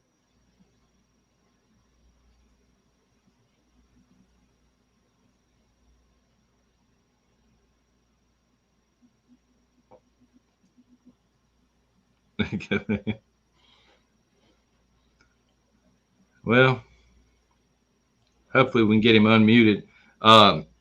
Sit up straight, Dynamite. We got another celeb in the house. I like to refer to him as Lou Ferrigno over here. How you doing, Scottish? Can you hear us, brother? I can hear you. Can you hear me? Yes, sir. How are you doing? All right. Pretty good. I was getting frustrated. I had to actually drive about 12 miles into town so I could get a I saw that in chat. I saw you said service sucked or something. Yeah, so I just said, the hell with it. I grabbed my laptop and I just drove into town and said, I'm determined to get on here. And well, congratulations on 50,000. Thank you. You just hit a milestone. You have a channel here on YouTube as well. You're wearing the T-shirt. I have the T-shirt in there in my closet, actually. Yep. I know you wore it when I sent it to you. I appreciate that. Mm-hmm. Tell people about your channel. So my channel is on fitness and nutrition. So I do have 2 channels. I did start a farms and prepping channel, but that's kind of more fun stuff I put out there. But I sit there and talk to people about what they can do to get in better shape, whether it's just going for a walk, doing aerobics, getting in the gym, lifting, whatever. And just there to answer questions about what they should be doing to keep. How you doing, Mama Jim?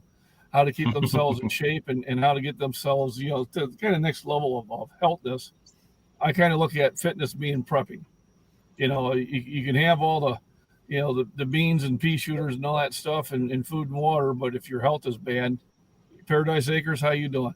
So if your health is bad, you really are putting yourself behind the 8 ball there. So I try to make sure that I stay in top shape. Independent Marine, good seeing you. And try to encourage other people of all age groups, which I have, and that's what I like doing, to get themselves to the next level. Whether it's, lifting heavy weights, whether it's light weights, or going for walks, hikes, whatever. The hikes I go, I actually recon the area, and I've learned a lot about my area because it's different when you're driving around and versus when you're on foot. So, I mean, I've got 4 directions from my house. I live out in the middle of nowhere, but there is one direction that I have concerns. So I recon that on a weekly basis. Yes, Element Design. She designed one of my T-shirts. She's got one where I've got a circle with the weight in the side, in the middle of it with Scottish Fitness. She did that. I really appreciate it. She was under Alex the Gamer at the time. So, but really, that's right. I remember the profile pic now. It said Alex the Gamer. So I appreciate that. She designed that for me, and I have a couple shirts like that. I'll get some more made. But can't see my face. He's going gray, man, Big T. Yeah, I've always been gray for a long time. McBean, how tall are you? I know that's a weird question. Oh, okay, you're right. Yeah, I was going to ask because I was serious into lifting, and I got into heavy lifting probably. I mean, this is years ago, right when we had my daughter, but it probably took me 9 or 10 months of heavy lifting, 5 or 6 days a week, before I could see any kind of like sizable gains. I mean, it took me forever. Hard gainer. Right. And you won't really see the gains. It will be somebody that has not seen you for a while, because it's happening slowly over time, and you're looking at yourself in the mirror every time you get out of the shower or whatever, and you don't really notice it until either you take a picture of somebody who you think is large, and then once you look at the picture, you're like, damn, what happened here? Or you'll see somebody who hasn't seen you for a few years, and they will notice the transformation. So, one of my things is slow and steady wins the race. Don't be in a hurry. The whole idea is just, try to get yourself, 5 pounds stronger, every couple months. And by the end of the year, that's significant. So let me ask you this, brother. If somebody is just getting into fitness and maybe they don't want to do the gym and they just want to start basic at home, what are a few things, like I'm just doing push-ups and dips and trying to walk the trail and stuff. Is there anything else that they can do on a basic level? So push-ups you can do every day. On like, bench, if you're doing a chest day, you don't do that every day. But push-ups you can do every day. Dips are great. They work the triceps. They also work the pecs and part of the mat. You can just pick up things and put them over your head. It can be water jugs. I know I've got one subscriber, she has arthritis, and I told her to get some half-gallon jugs and fill them a quarter with water and use those to exercise, and then later on fill it with a little more water. Walking in the woods, things like that, not only is good for your physical health, but it's also, I think it's good for your mental health. I've got a lot of woods behind me, which I'll just take hikes there, and I'll go for a 3-4 mile hike. And I mean, to me, it's not even cardio, it's just enjoyment. You can do deep knee bends. You can, there's so many exercises you can do. You get a pull-up bar, you can try to pull up from, beams or things like that. All those things will sit there and get you better shape. I put a lot of my weights outside that I wasn't using. And sometimes I'll just grab 45-pound plates by my hands and then I'll go for a walk. It's called the farmer's walk. Farmer's walk, yeah. Yeah. And I mean, that's going to that gave me a hernia.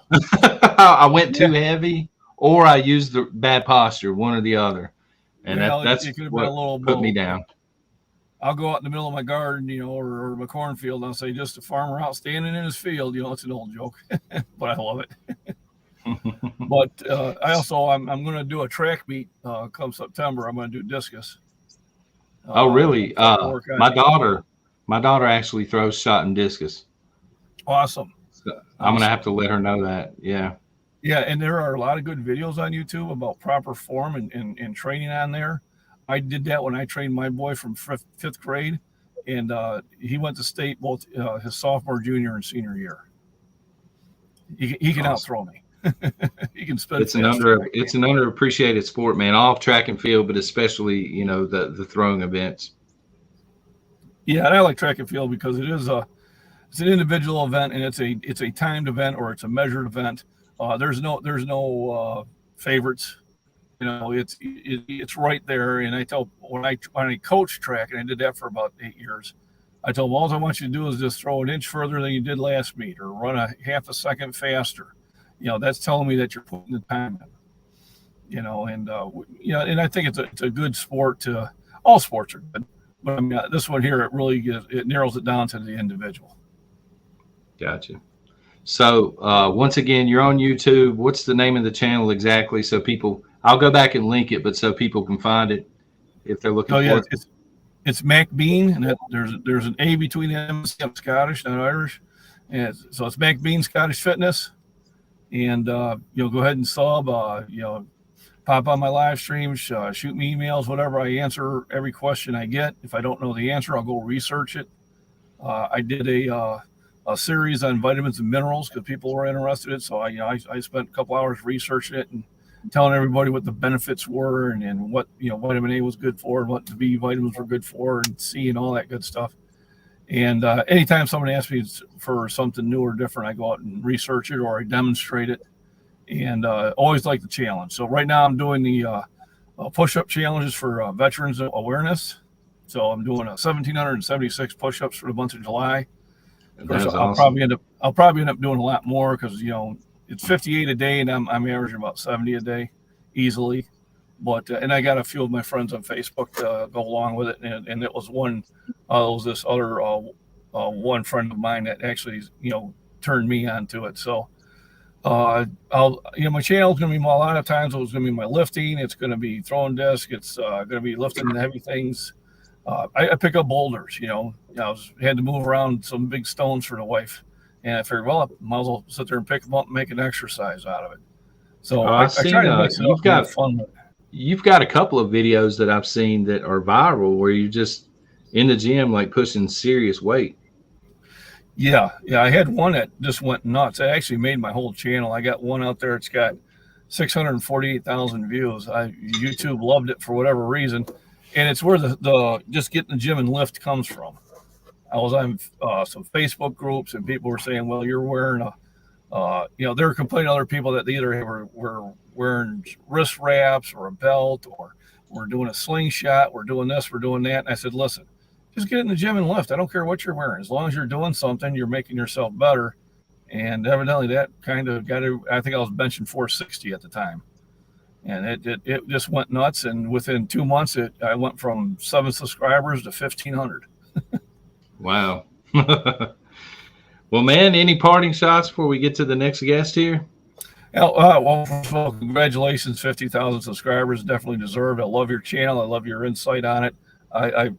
I catch almost every premiere or live stream you have in the morning, and so I appreciate the work that you do for the community. And, everybody here, I don't think I have to sit there and tell people you need to prep.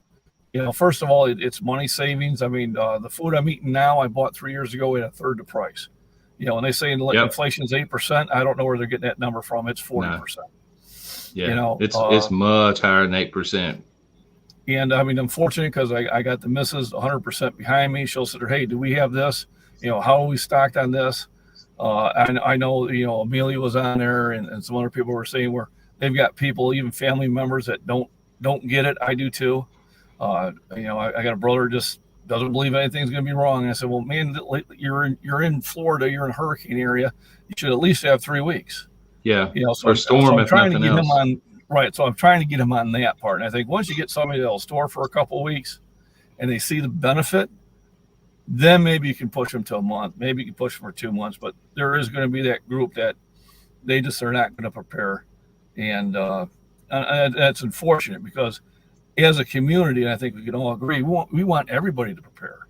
Because if my neighbors are prepared, I don't have to worry about them coming after my stuff.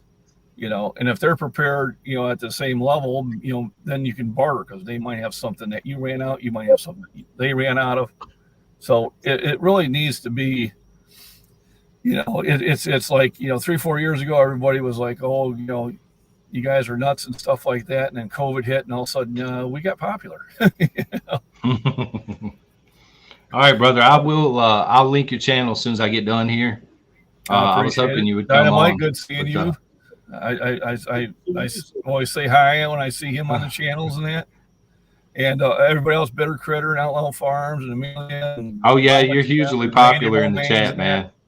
Yeah, a lot of you had that one big rush over my channel that one time, and I appreciate that. I still watch, but I usually don't see the live streams. I'm usually out in town doing errands or running the kids somewhere.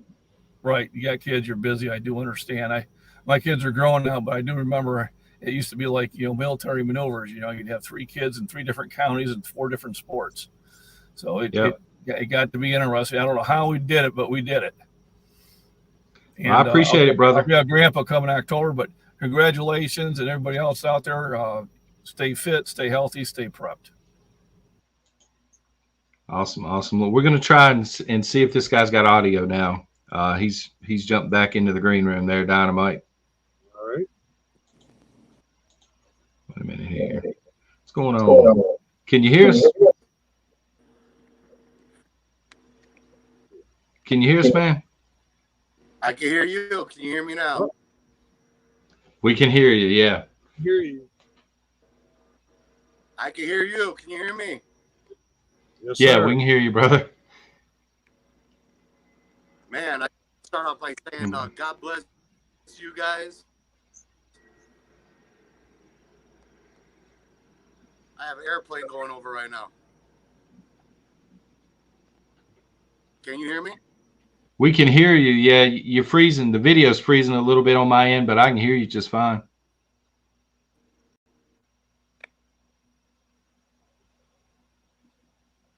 Okay. All right. I just want to say, God bless you guys. Thank God for what's out there every day. I want to do a shout out to Bama Jen. Love you. Bama Jen. Ginger. The Bitter Critter. Love all you guys. It looks like I'm breaking up. That's all right, brother. They got the shout outs. Thank you. And we look. Chicago. Explains the Bears hat. Hold the line in Chicago, brother. You don't reckon that's one of those Biden phones, do you? It might be. Look, we need to bring Law 69 back on. Yeah, we do. Selling Prepper's back there too. I didn't warn him ahead of time because when we get into Russia, he knows about Russia and Ukraine. How you doing, Cowgirl Prepper? Can you hear us? Oh, I'm good. Can you hear me? Yes, ma'am. Oh, good. I just wanted to say congratulations, and I'm happy to be on your channel every morning, and you prepared my family and I for a lot of things and a lot of my friends. Thank you for being here. Truly. Yeah. So, I don't know. I get a little sideways on a few things, and I like hearing your aspects, and you kind of settle me down a little bit every once in a while, but it's been great. So, congratulations and thank you. Thank you, ma'am.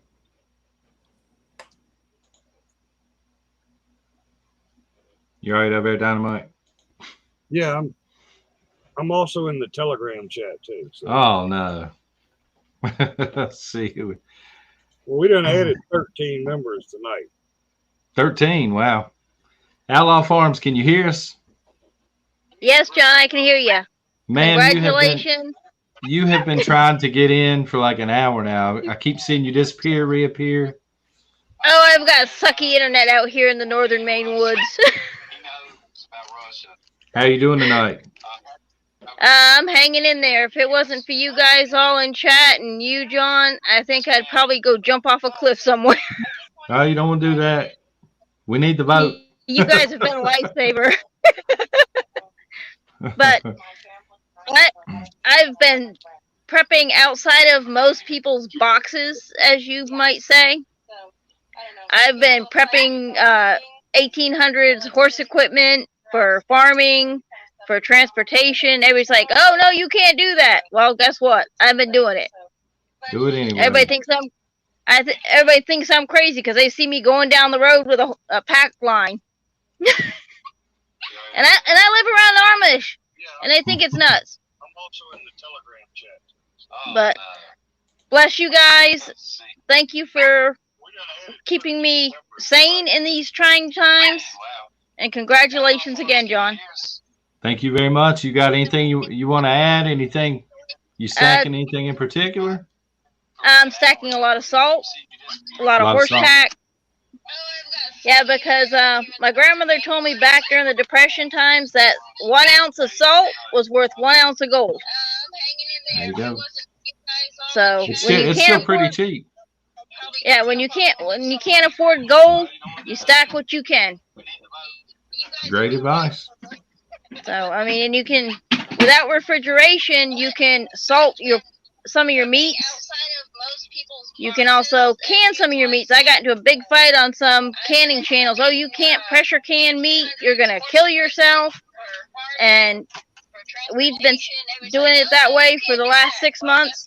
We also picked up this book. Everybody thinks I'm crazy because they see me going down the road with a smoking food. Smoking food. And I live around Amish. Speaking of food, I've got a Dynamite. I got to try one of your things here, brother. Yeah, I've been waiting. I'm sorry. You should have told me something. I forgot. There you go. What Cowboy exactly candy, right? is that? Well, my wife made the crackers. She put cheese on it. She tasted them. She said they were awesome, but she loves hot stuff. So she's like, no.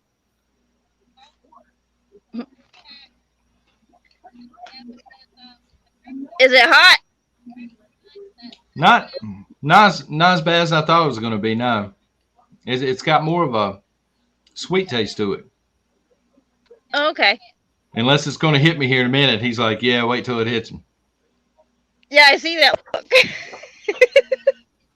Don't kill our general now, Dynamite. Fire and give you diabetes in one bite. Outlaw Farms, let me show you something. Since it's in the name already, Outlaw Farms.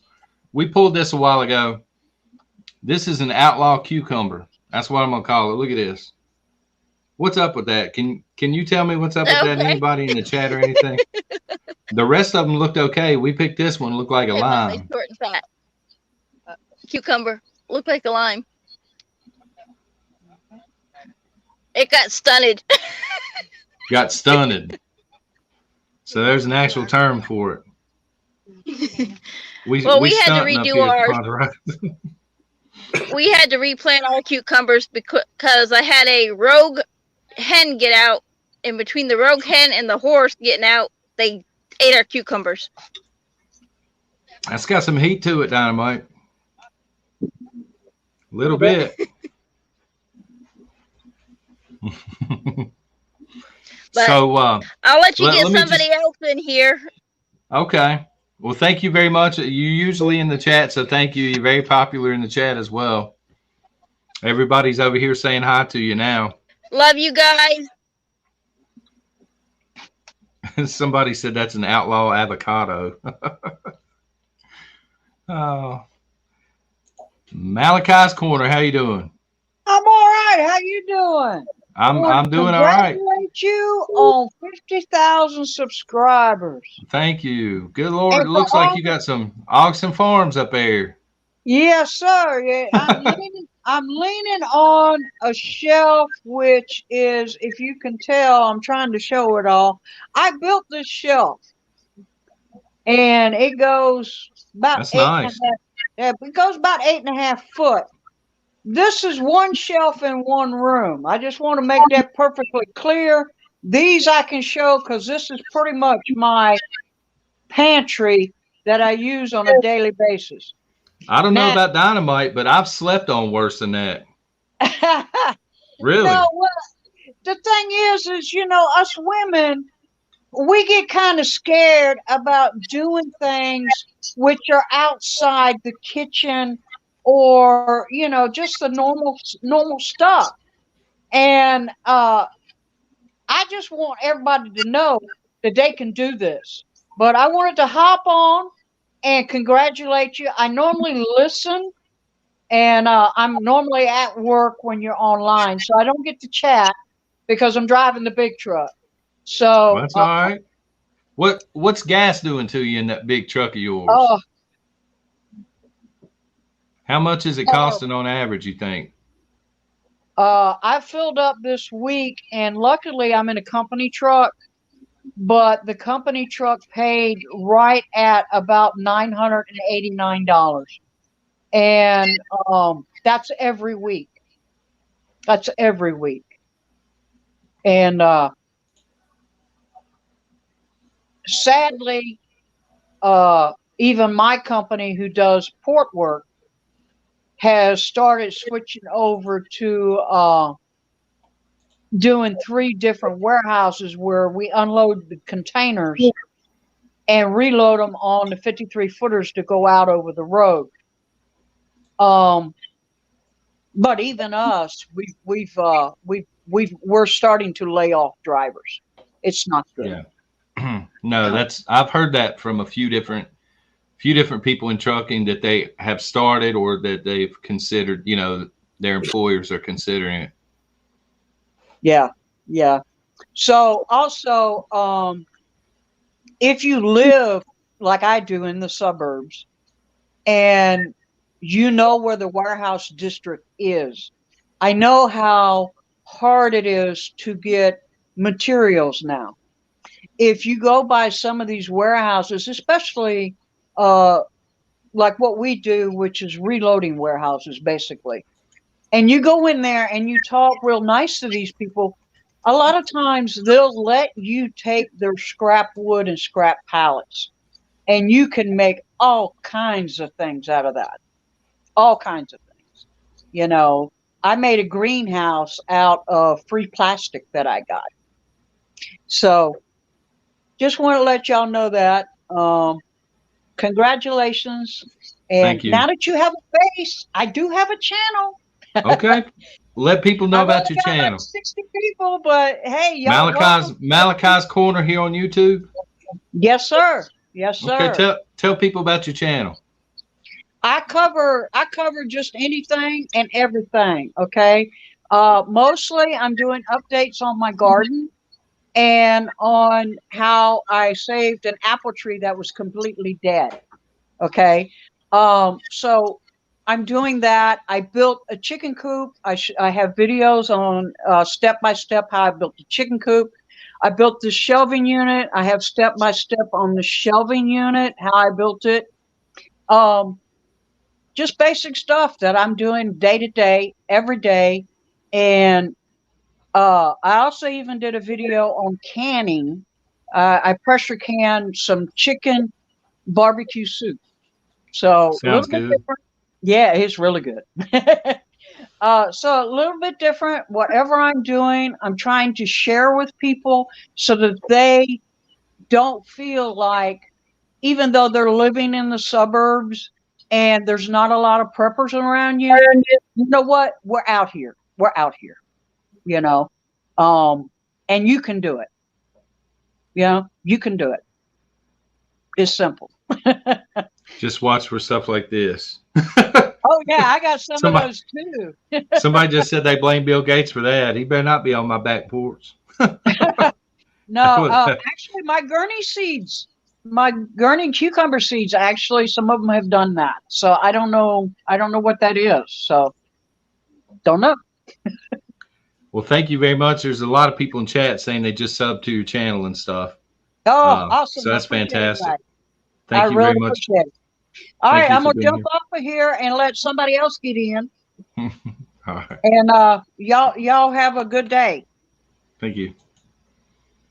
You gonna be all right there, John? It's subsiding now. I should have had some milk over here. I knew better, but yeah. I mean, I've had hotter. It tastes good, but well, the idea is not to burn you to death. It's, you know, a little bit of heat and add the sweet. Yeah, my wife loves them. She likes the hot stuff like that. Virginia Bushcrafter, what's going on? How you doing, John? Can you hear me? How you doing tonight? I'm doing. Yeah, I can hear you. How you doing? I'm doing good, man. Good. Congratulations on your 50,000. Thank you very much. Do you have a channel? I have a channel, the Virginia Bushcrafter.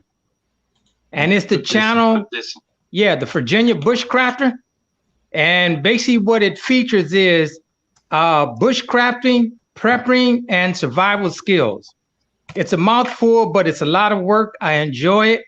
But I watch your show as much as I can almost every single morning. I appreciate that a lot. Yeah. You watch me now, I can hear it. Yeah, but I wish I was going to try to make it to Tennessee, but you know, I don't know about this fuel and so forth, driving from Virginia to man, but I just want to tell you real quick about my channel. When it comes to bushcrafting, my main focus is that everything that I have at home, I want to have it in the bush. I got a nice bed here. I want a bed in the bush. I got a nice roof over my head here. I want a roof over my head in the bush. I got something to sleep on, sleep under. I got to have it in the bush. I got food here. I got to take food in the bush. I got water here. I got to have water in the bush. So to me, it's all about preparing wherever you go that, you know, that you can survive. As far as when it comes to survival, it's making sure that you can get to somewhere safe. You know, bushcrafting, prepping, and surviving, it's a mouthful, but it covers so much. And what I try to do is encourage people, you got to go out in the bush and practice so that, you know, you can be ready for anything at a moment notice. I don't ever want to be basically I'm a lone wolf. I don't want to be, but in the event that I have to, I want to know that I can get to a location safely. How much gear do you need to bushcraft? You know, I always make sure that I take with me something to chop with, which is usually a hatchet, something to take a large knife, at least 7 inches, a saw. I always carry 2 saws. Basically, you know, 2 knives, Scandinavian knife. I love kukri knives. I'm really you see, put a knife in front of me and I'm in love with it, you know. And then I always take, you know, pew-pews with me. But the thing is, know where you're going, carry water, have some food. I carry 2 telephones, solar pack. Yeah, so that's what I'm doing. I really love the bushcrafting. Awesome, man. You got anything else you want to add? Anything specific you're prepping? Prepping a lot of food, canned goods. Today, I mean, I didn't buy much today, but I bought me some beans and rice and some more pasta. If I eat 1 can of beans, when I go to the store, I replace it with 2 cans of beans. So any amount of money that I have, extra money, it goes to buying food. Anytime I drink water, if I drink some Gatorade, I wash the bottle out, I fill it up with water. I mean, I have water, because you just never know when you're going to need this stuff. Gotcha. Well, I will get you linked down below. All right. I appreciate it. Thank you for being here, brother. All right. Thank you. I just subbed to his channel. Yeah, I got to get this stuff linked, man. I wish I would have known ahead of time who was coming. I would have had him linked already. Tamara, thank you very much for being here. Let's see here. 10th Mountain Prepper. What's going on? Hey, what's going on, boss? Can you hear us? Yes, sir. Can you hear me? Yeah, it looks like you relaxing over there. Oh, relaxing. How's everything in Biden's there? America?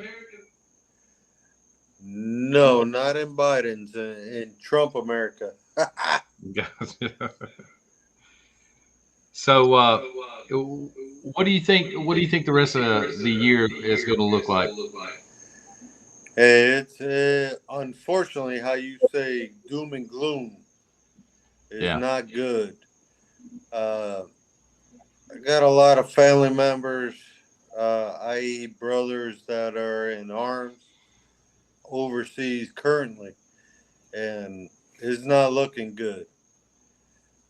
We normally don't have that many people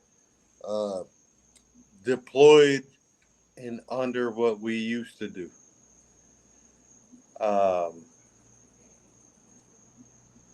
Look out for October. October is a big month. What do you think? That's where everything's just coming together at one time? Oh, October is going to be the start date of everything that's going to go down. The reports for the food is going to come out in October. As well as October is a date that pretty much everything's going to fall apart. Unfortunately, you know, American to the core, but I tell you, October is a really bad month. What are you stacking anything specific to get prepared for it? Of course, beans.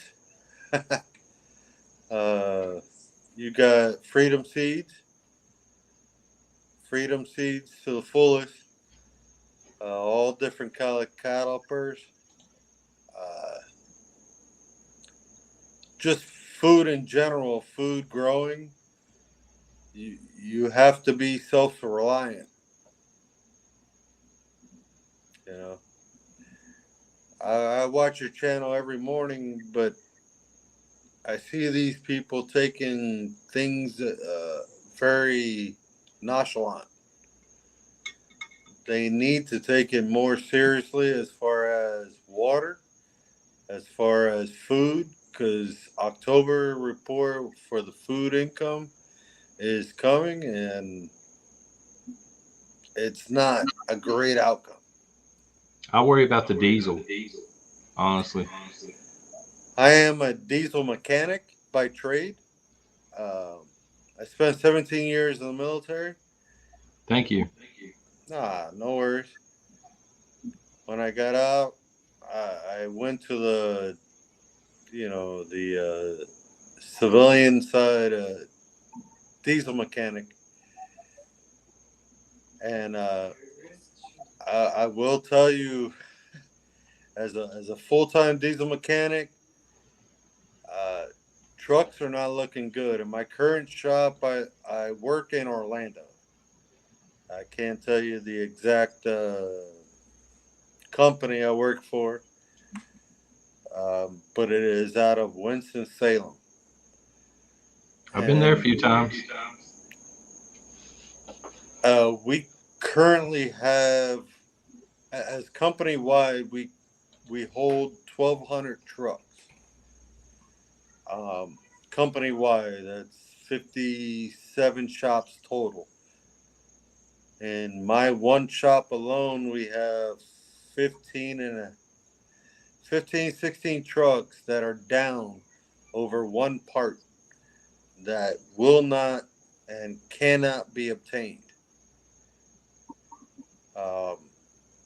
We prep, even in our shop, oil and diesel. We have two 12,000 tank diesel tanks. Oil, we have about 7,000 to 8,000 quarts of oil, and we recently bought 6 to 8 55-gallon drums of oil in preparation for the oil shortage. Fuel we cannot get, and there's a lot of parts that we cannot get, to include the biggest thing is brakes. Brakes for trucks, brake drums, if you don't know, come squarely from Ukraine. I didn't know they we came cannot get them. So currently we're getting brake drums from Turkey. And it's a very big downgrade. Do you have a channel or anything like that here on YouTube? No, I don't. I wish I did. I don't Need have one. the enthusiasm as you. Yeah. I You don't look have pretty the time. enthusiastic right now. Oh, absolutely, but I don't have the time like you do.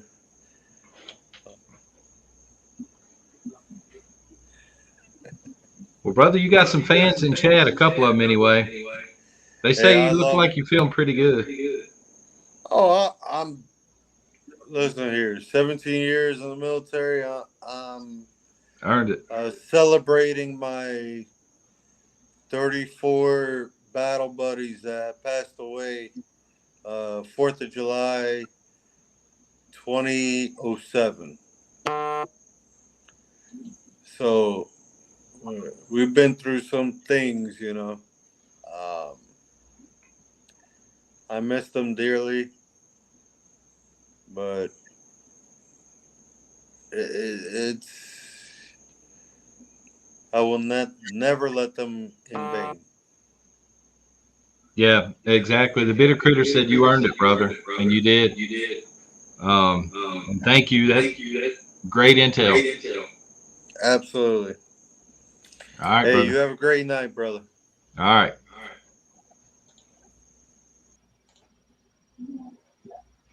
Let me see here. Prepper 911, what's going on there? Can you hear us? Not a whole lot. You? Lord, I can hear you. There's no echo or anything on this one. That's good. Congratulations. Thank you very much. You have a channel here on YouTube?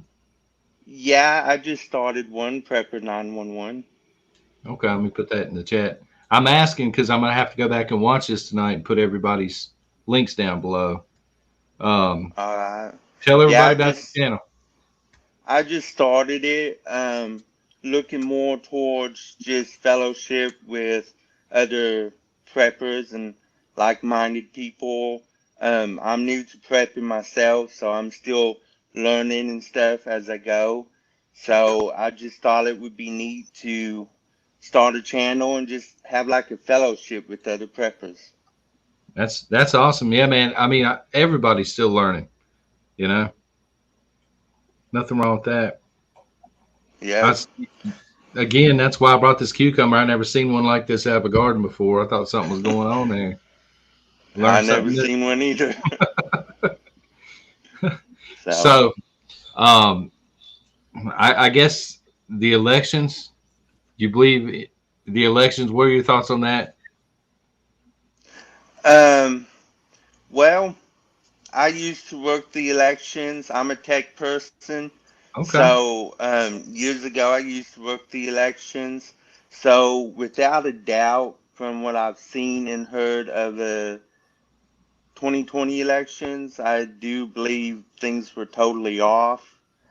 As far as the upcoming elections, I really do believe that they're trying to do anything and everything they can, because to me, they're real scared of this big wave that's going to happen.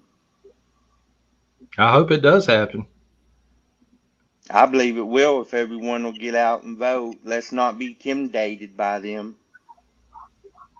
Do you think they'll try and intimidate, like violence, I guess I should say, or you know what I mean? You think they're going to start showing themselves right before the election time and taking over city blocks in Seattle, that kind of stuff, or what do you think is going to happen around election time or just prior?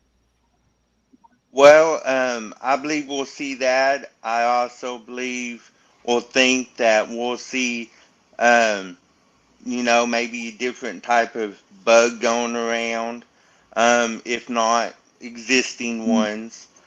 So I do think we'll see something. Exactly what, I'm not quite sure.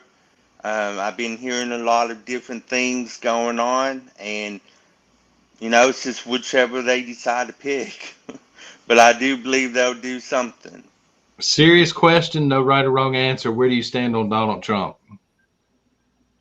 I am totally for Trump.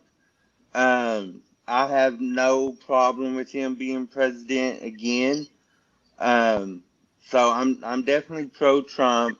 I think he did really good for us his last term, and if we see another term from him, I think that would be good. Otherwise, I just wonder what's going to come if he gets president again. I wonder who's going to be next after him.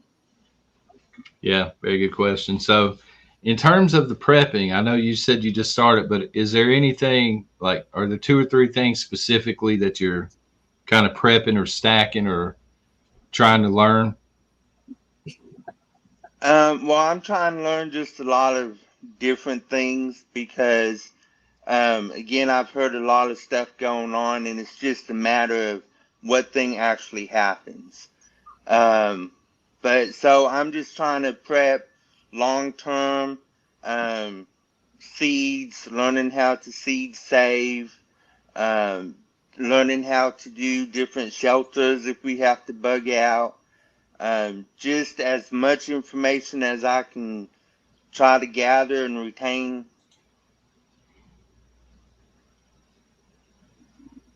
Good deal. So, Dynamite, you got anything to add on that? Not right off the top of my head. What's going on over on Telegram? We're growing. We're growing. All right. Well, anything else to add, Prepper 911? No, just again, congratulations. It's really good to hear what's been going on for you and your channel. And I try to watch every day. I don't always make the live stream. I may have once or twice, but I always go back to get caught up on your videos and others. But, just for anyone and everyone that's watching, you know, just be doing your best to prep, and things I may learn and stuff as I go along, I'll share on my channel as well. I'm on a low income, so things are difficult for me. So things I may find, I'll just gladly share when I can on my channel. So I was going to say, you know, nothing wrong with being on limited income, and that's actually probably a really good, you know, something to build your channel around, because a lot of people, are on the, you know, in the same circumstances and stuff. If you can figure out a way to prep on the cheap, I know the domestic gangster here on YouTube does that as well. If you can do that, man, people will find you, I promise. right. One thing, you know, for people that may want to shop off of Amazon, I'll share this little bit that I've discovered, is when trying, if you're on food stamps and you're trying to buy food and stuff off of like Amazon, if you go to Amazon, do a search for just food, and then on the result page on the left hand side, if you're on the computer, just click the box, the EBT, and then it'll filter for the stuff that you can get on food stamps, and then you can filter more by department, and that's how I found some of the seeds that I could get on food stamps. So that's just a little tip, and hopefully people find it useful.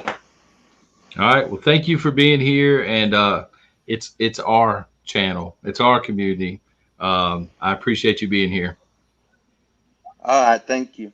Thank you. Dynamite, Yes, how do you know, how much do you know about Russia and Ukraine? Not a lot. Well, you getting ready to get schooled like I did, because I'm getting ready to bring the expert on. I see him back there laughing now. I can tell you now, Ukraine is the laundromat for the world's money. This man I'm getting ready to bring on, when this thing first started, mainstream media is reporting this and this and this. This dude started calling the embassies. I'm serious. He calling the Russian embassy to find out what's going on. He straight cut through the chase and schooled me on Russia and Ukraine. What's up, Salem Prepper? Can you hear us, brother? Yeah, I hear you. You're 5x5. All right. School us on Russia and Ukraine. Well, before I do that 100%, I would like to say again, congratulations on the 50,000. Yeah, okay. Thank you. And I'd like to give out my sources. Okay. I got 9 major ones here. 10 if you count Redacted. There's a show called Redacted I do watch, but that's here nor there. First, RT, Russia Today. I do follow that quite a bit. Then there's Scott Ritter. Scott Ritter is a Marine intelligence, corporal intelligence person. Okay. He also was a United Nations weapons inspector that actually called out that we had no weapons of mass destruction in Iraq, and actually fought with Joe Biden in the Senate. So this guy is someone I follow. I've been following him for years. Google, just because I do like to get both sides of everything. Right.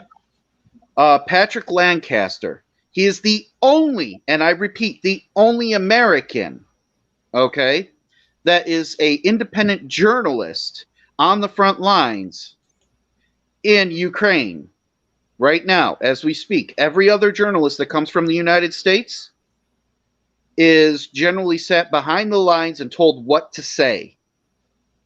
All right, so he's the only one, and he's independent. Brian Burlick, I might be mispronouncing his name wrong. He's got a show called New Atlas. He's a Marine Corps person that deals with intelligence. Former. He left the United States a long time ago because he couldn't stand it. George Galloway, which you've seen me on his show. Yeah. Former RT person, head of the Workers' Party in Britain, and the man I've had this conversation. I had conversations with him many a times.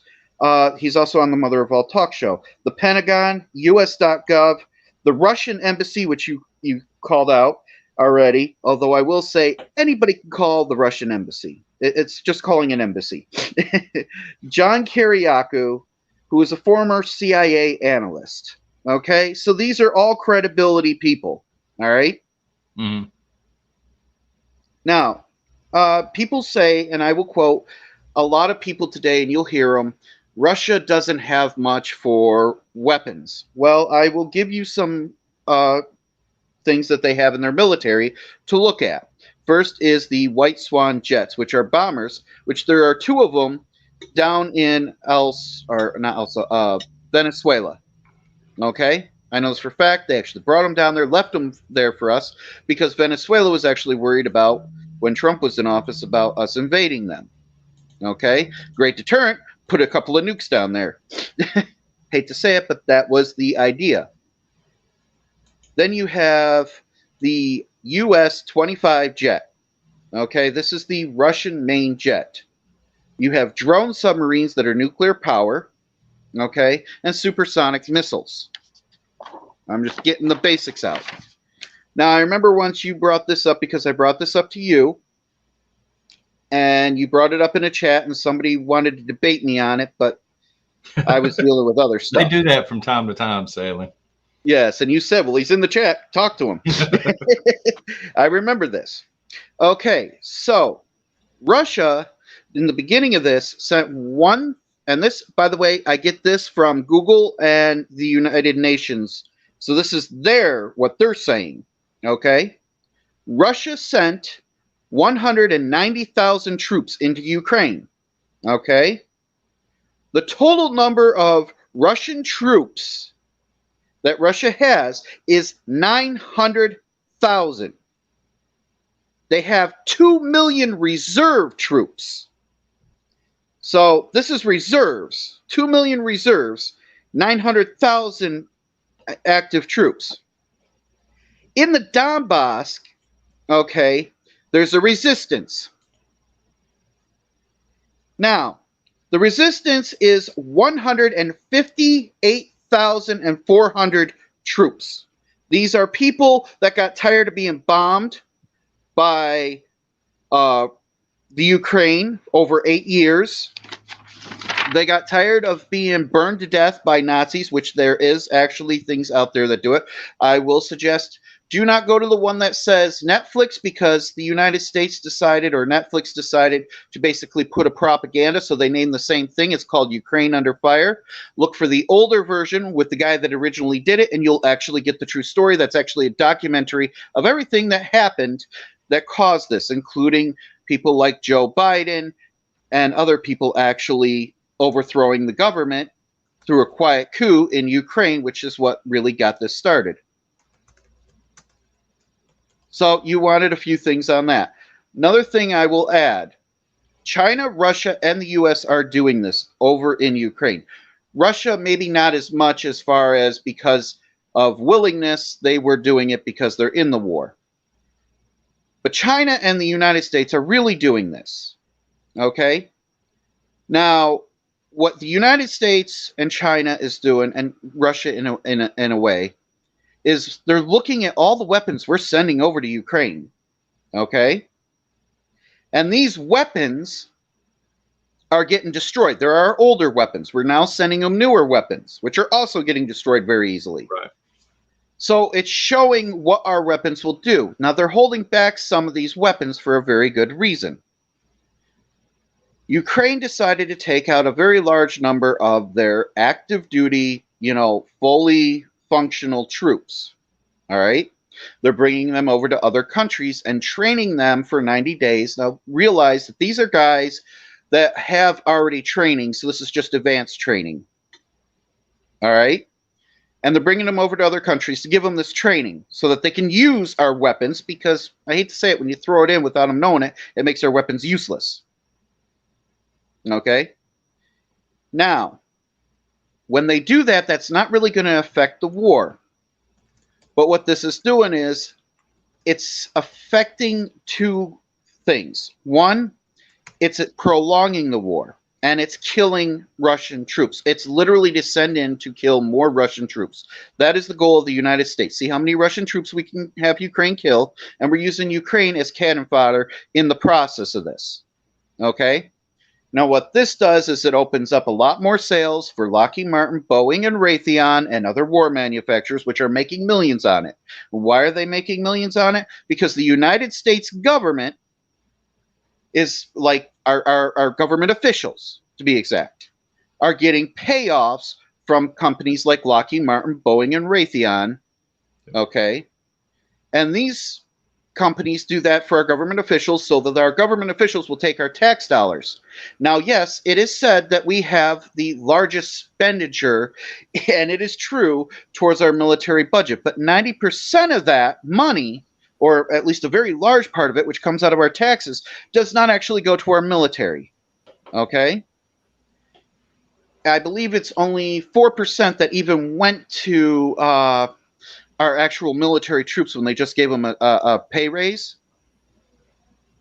And what happened with this is everybody else got a 5%, but our military got the lowest pay raise for our troops.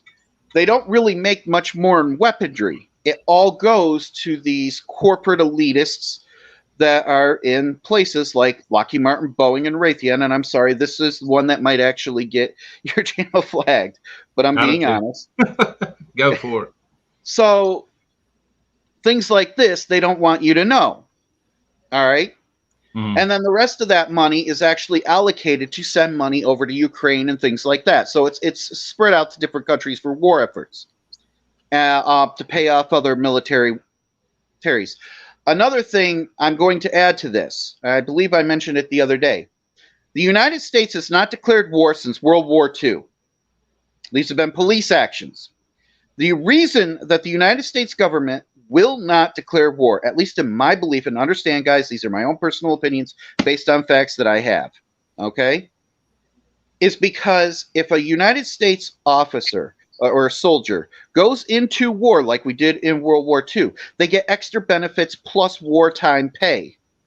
If you don't declare war but still send them into war, then we screw over our American veterans when they come home and want, help for things. All right? It also screws them over on pay. Every one of our combat vets that have been in a war in the last 50, 60 years, and I'm including Vietnam and North Korea, okay? Mm-hmm. Every one of these guys has been screwed over by the United States government on their wartime pay because we never once declared war. On top of which, also, you have a lot of resources and stuff. Now, here's some other little facts that came out today, okay? Two little things. Well, one came out yesterday, and one came out, I noticed today. I believe it was also yesterday. One was from RT, and another one was from another source. The first one is the RT one, which is that NATO has actually moved that, shoot, it's slipping my head. You know what I'm talking about, where that they have an agreement to actually, if anybody in NATO gets attacked, you know what I'm talking about? Yeah. That everybody jumps in?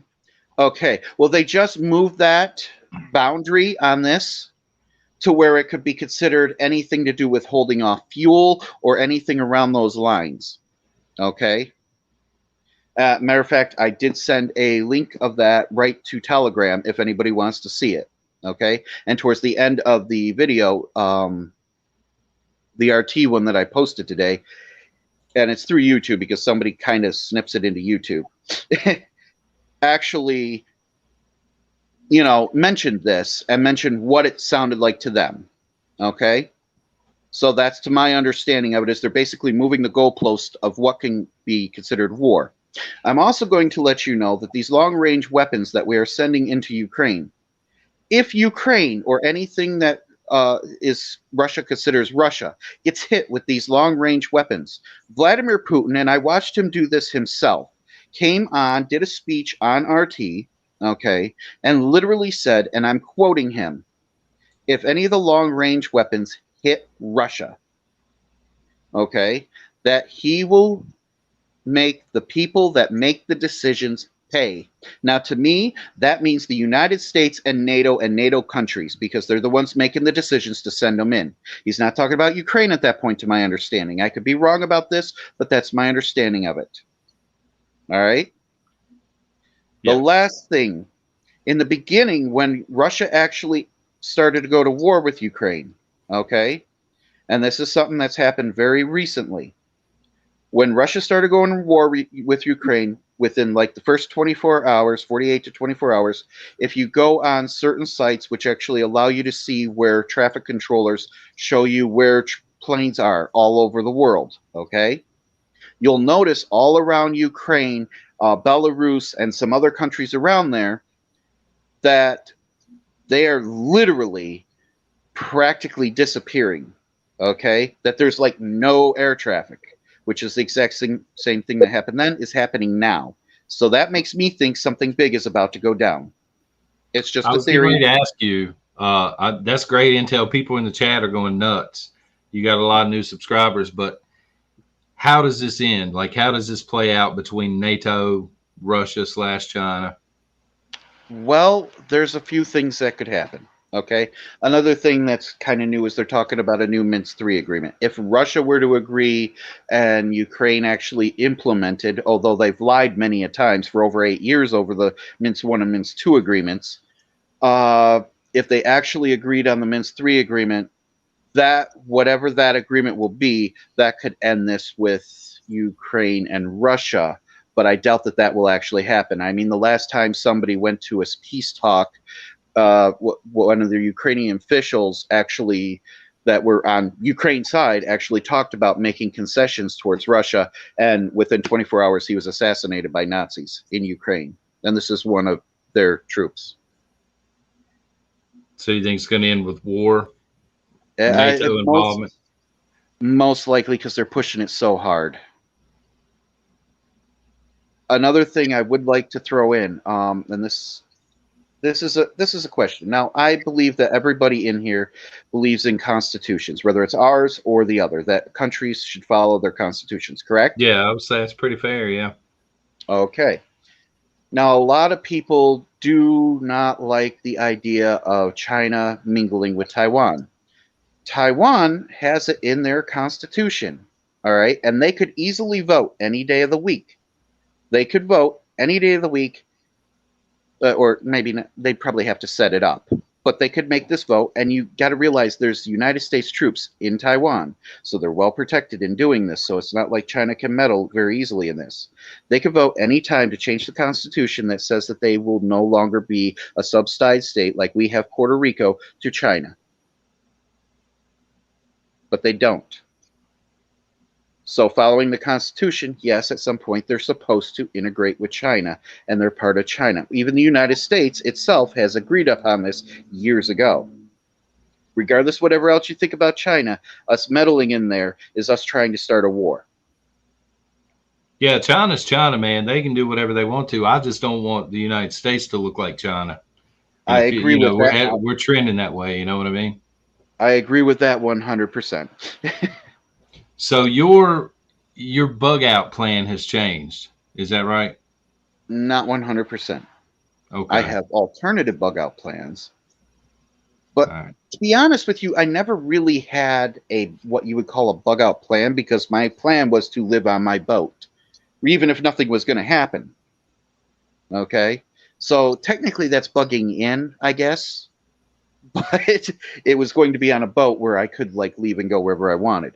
I still have that plan. By the way, I say that's the best plan. If you're going to leave your home, a boat would be the way to do it, I think.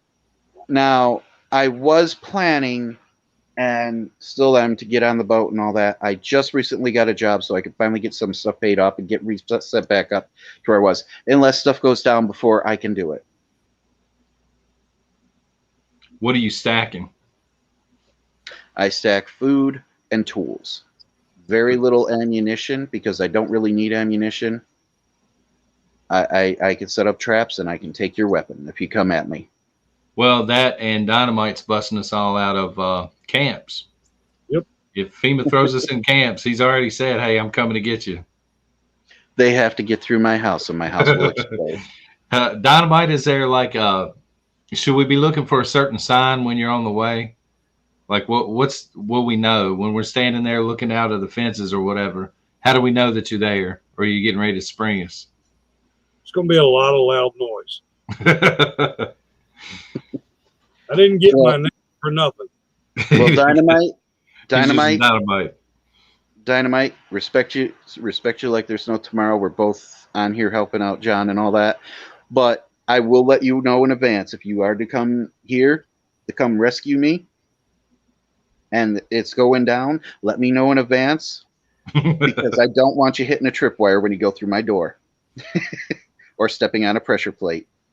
I'll remember that. So you have a channel, obviously, here on YouTube. Yes. Is it still selling Prepper Dark Secrets, or is it switched up a little bit? No, still selling Prepper Dark Secrets. Hasn't changed at all. Well, I will get that linked because a bunch of people are like, man, he's over here dropping truth bombs and stuff. So, yeah, he does have a channel, y'all. He moderates here, but he has his own channel. And we had a lot of people don't know this, but we talked online, but it was like a private live stream for hours one night. And he's like schooling me on Russian Ukraine. And it totally blew my mind because I didn't realize all this stuff was going on, you know. I didn't hear him say I was wrong about what I knew of Ukraine. Laundering. Yeah, they're the No, you're right. You're right. There's a lot of laundering. There's also a lot of weapons going through being sent to terrorists. Matter of fact, some of the stuff that North Korea just got for nukes, some of the technology actually came from Ukraine.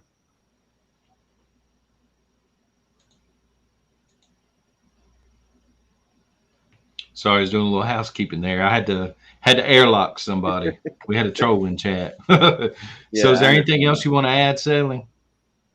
Like I said before, I will say though, I might know a lot, but I'm no expert, and anybody can call up an embassy.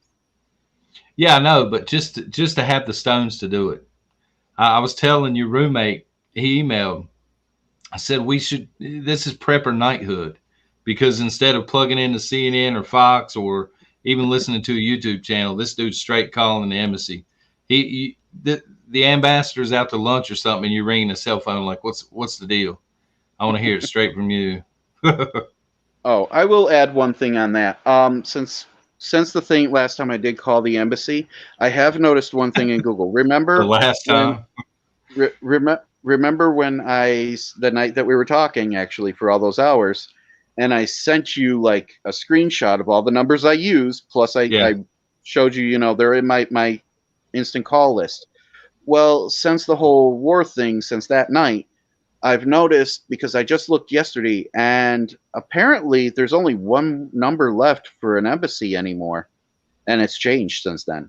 So it's a completely different number for the embassy, and it's changed out of all the ones I had. I'll give you some advice, man. The next time you call the embassy up, put it on speaker and live stream it if you can.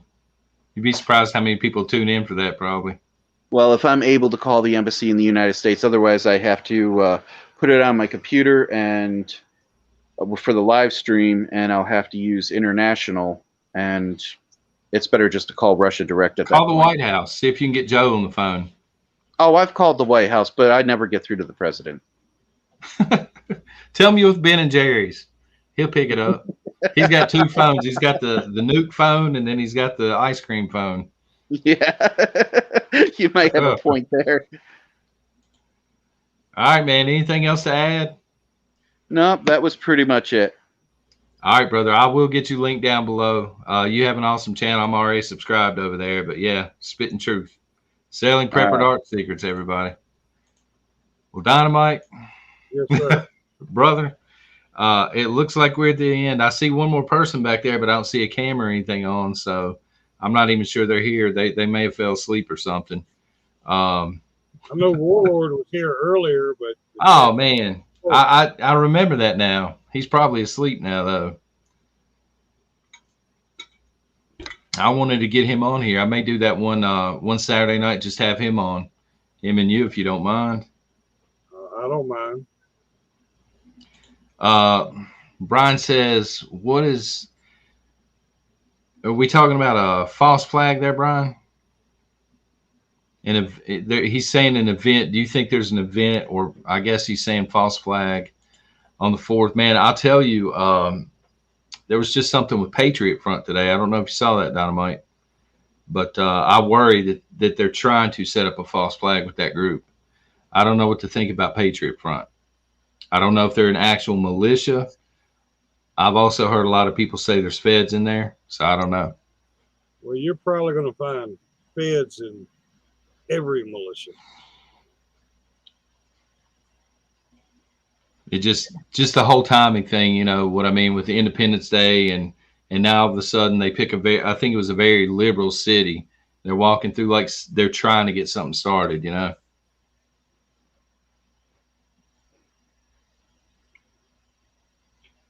All right, folks, if y'all have anything else in the chat, I know it's supposed to be a beaver bash, and we kind of got on a serious topic. I told Sailing Prepper, I said, I'll bring you in near the end because he's going to start dropping truth bombs on everybody. But we had some awesome creators over here. I got to get them linked. So I still got to watch the replay of this, Dynamite. Yeah, Patriot Front, the ones who definitely seem like feds. I don't see patriots using plastic shields and dressing the way they do. Yeah, I don't know one way or the other if they are, but it's just the timing around, you know, Independence Day, and people are asking about false flags and stuff. Joyce, yes, we're getting ready to shut her down though.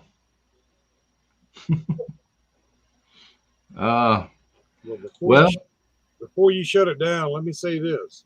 Yes, sir. Situational awareness, people. Situational. Go ahead with it. Because people don't know this, but you work security for real in the past, not just some random YouTuber, but you've actually done it for actually famous people. You want to tell them about that? Yes, I have. You have to pay attention, not just walk around with your phone in your hand. You've got to look, listen, and keep your mouth shut. It's like most of tonight, I didn't say a lot. I was listening. I was paying attention. I mean, that's what you've got to do. You've just got to look, listen, and watch everything. I noticed you and also Warlord TV in Tennessee doing this. He was scanning the room, and as you said, you were on your phone, but you were really on your phone. Excuse me. You weren't really on the phone. Oh, Dynamite. That candy get you? Yeah. But yeah, situational awareness. Good Lord. Well, you know how we always talk about going gray man in this community. Okay, what is 99% of people doing when you see them walking down the street? There's a phone in their hand. So you have your phone. You can have something on it. You can even look at it. But don't really look at it. Look at what's going on around you. Watch what everybody's doing. Put the flip phone away. You can play Snake later. Remember that game? No, I got what you're saying. And I picked up on it a little bit. I mean, y'all two were sharp down there. I could tell. And I was like, I could tell that you'd work security, though, for real. Well, especially now, you know, with the prices of everything going up. I mean, don't be surprised when the time comes, you walk out the grocery store and there's somebody out there with a gun waiting to take what you just bought. Yeah. Because they can't afford to.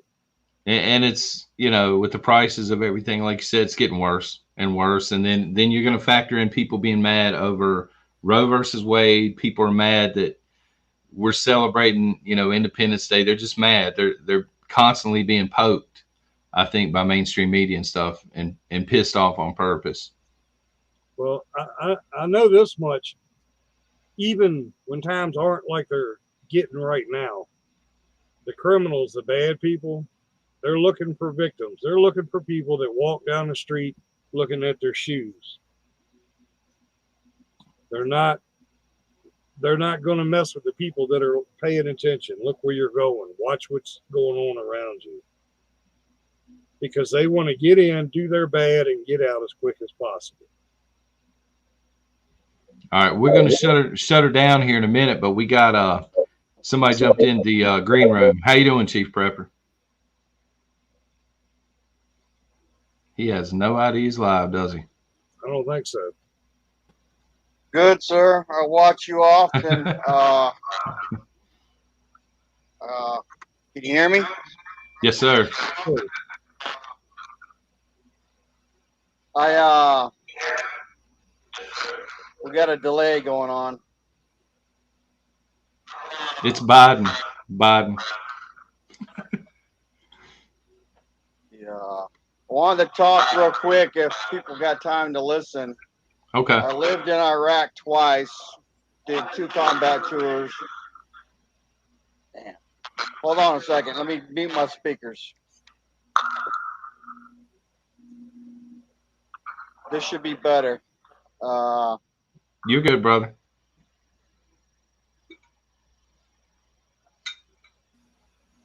People need to understand that if we have Red Dawn here in America, or if we have any kind of fighting, that the days of you sleeping all night are over.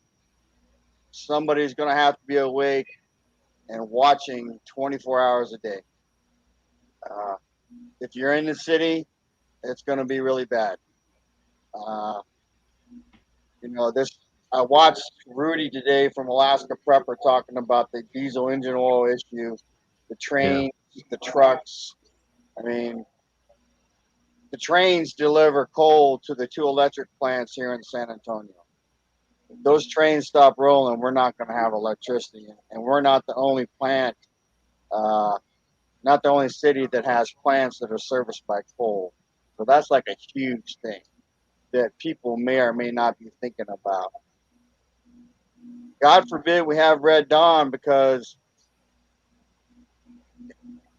it's going to be everything like the movie and worse. You know, there won't be any forward operating bases for people to go to where you have security that's provided, you know, where the Army provided food for us. They provided ammunition. They provided weapons. You're going to have to be awake. Someone's going to have to be awake 24 hours a day. And That's you're what I going to have worry. to be willing That's to one put, of the things I worry about with Lone Wolf, the medical, and then when do you sleep? You know. That's one of the things I worry about with Lone Wolf, the medical, and then when do you sleep? You know. That's one of the things I worry about with Lone Wolf, the medical, and then when do you sleep? You know. That's one of the things I worry about with Lone Wolf. So I got mine muted, so I can't hear you if you say anything, because this thing is acting weird. I have T-Mobile internet. I live in the country, so I'm 6 miles outside of San Antonio, close to a lake. So I have a water source and I have chickens. But the issue is, if we have Red Dawn, there's going to be massive fighting over resources. Massive. And it'll be the worst in the cities. And then, as you guys like to call them, the zombies will migrate away. I mean, people aren't stupid. They know they need water. So if you live close to a water source, yay, but, you know, expect visitors. And then the other thing is, it's one thing to talk about killing something or someone, and it's entirely different to actually do it. And I watched Magic Prepper do his video on his body armor and stuff. And what people don't understand is, when you go into a firefight, even in Vietnam and in Iraq and Afghanistan, most of those fights started out as an ambush. You know, so hunting people is no different than hunting animals. There's a reason people who put corn out for deer. There's a reason people hunt along game trails, because you know things are going to go there. And then the enemy is always watching. Always watching. And we have a problem here in America where we don't speak enough foreign languages. I live in San Antonio, and if you see me in person, you'd say I was brown and Hispanic, but I'm actually Native American. And most people think that I'm Spanish. And when I feel like messing with them, I tell them in Spanish, no habla español. and then sometimes add a word to it. But the issue is we have a history of going overseas, and when we get there, we can't speak the language. We can't speak the dialect. Everybody in the world speaks English. Even if they act like they don't, they speak it. Or they understand enough to understand what you're saying to your friends if you're on a radio. And it's unsecured, and they're listening. So, noise and light discipline will be huge. You will not want to attract attention, and you will not want to interact with people unless you have to, because 9 times out of 10, that interaction is going to result in a fight. Because when you're hungry, you can smell food 2 miles away easily.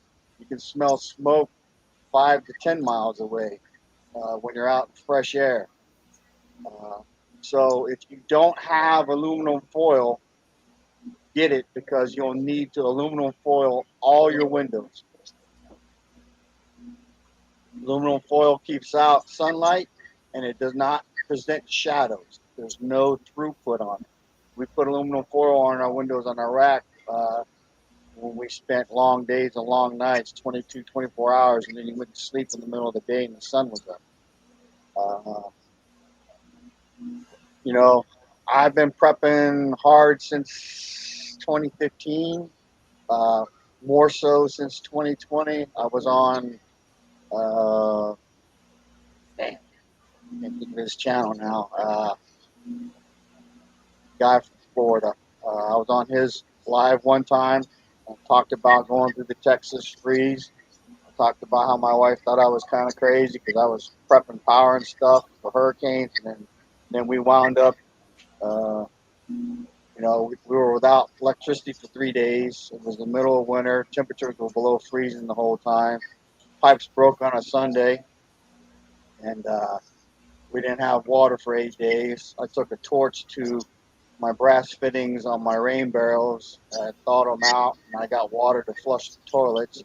If you're in the country and you're on septic, as long as you can get water, you can still have plumbing.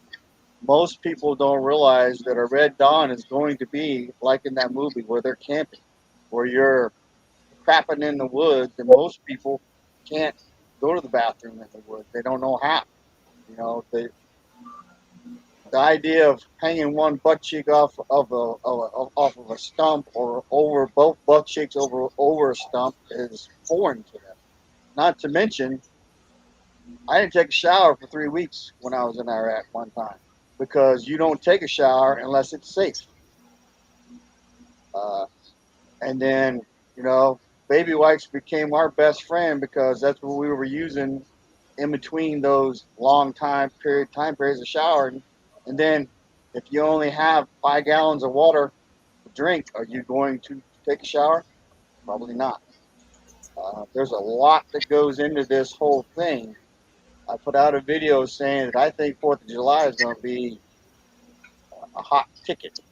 You know, and if you look at what's going around in the world right now with Russia, with China, with all these people mobilizing and doing stuff, I saw a news article yesterday. They're deploying 3rd Brigade Combat Team from 1st Cav. You don't know what 1st Cav it is. It's the last armored division in the entire army. So those brigade combat teams are tank brigade. I don't know if they sent their equipment, but there's other things that people don't know.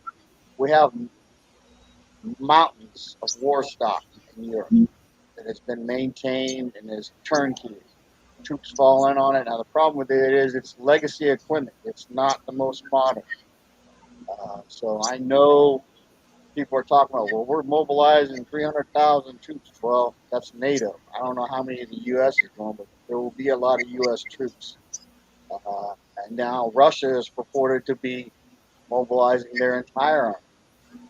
Mm-hmm. You know, what are you going to do? Do you have a channel here on YouTube, Chief Prepper? I think he's turned down there. Yeah, he did. Do you have a channel, Chief Prepper, on YouTube?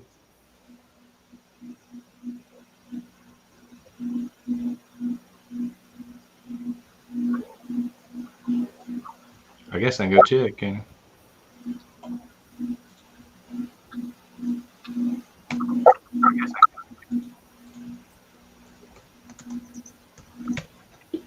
Do you have a channel here on YouTube? I do. It's called Chief Prepper. Gotcha, brother. I do. It's called Chief I'm Prepper. putting it in the chat for you. Yeah, Vaughn, we're still awake. We're about to close it down. You got anything else to add, doing Chief? videos during the Texas freeze, and then I started adding stuff. You got anything else to add? Videos during the Texas freeze, and then started adding stuff. You got anything else to add?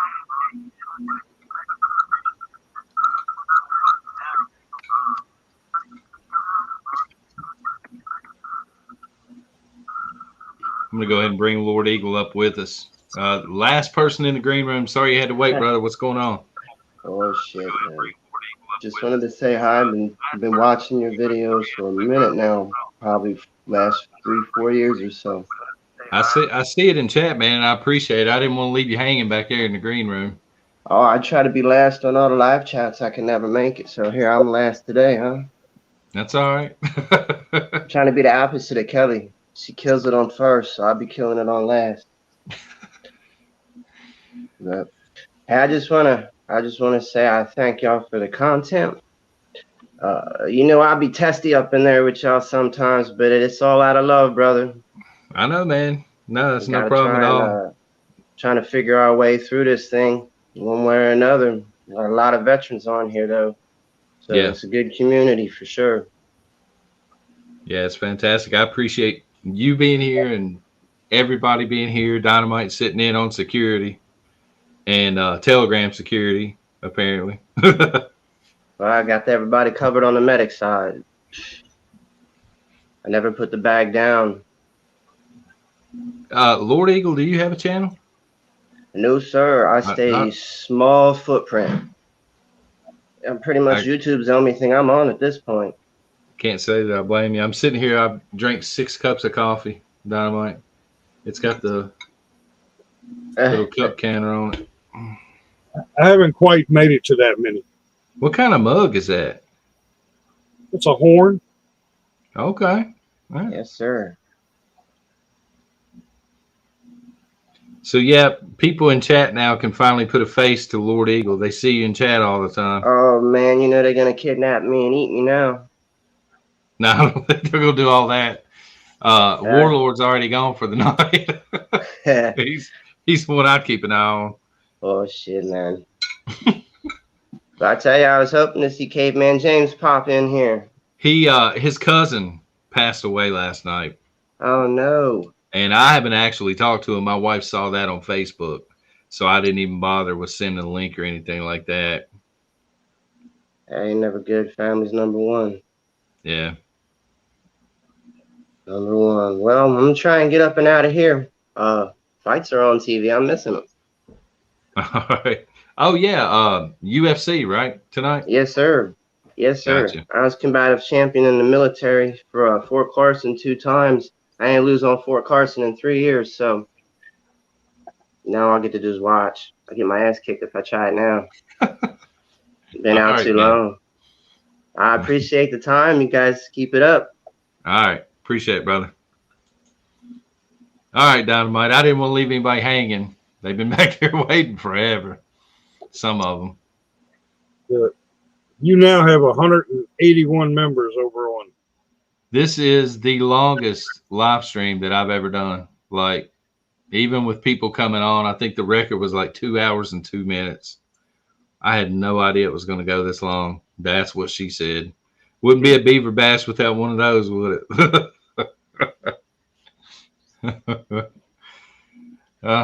Anything else to add, Dynamite? We covered situational awareness. That's about all I'm good for. Well, you probably know weapons. If somebody is out there and they're not comfortable per se with a gun, what kind of weapon would you suggest? One of those depends on the situation. Somebody that's never really handled a firearm, I would say a revolver. A revolver. Because it's going to be the safest firearm out there for them to handle. There you go. In my all right, but then folks, again, artillery is a pretty good thing to have too. Yeah, I mean, that's what I was going to say with the werewolf prepper that posted on Patreon this week. A revolver ain't going to touch that guy because he said he had 2,500 people in a mortar team and a tank, I think, or he knew how to operate an Abrams tank or something, and he's coming to everybody's front door. I can operate a dozer.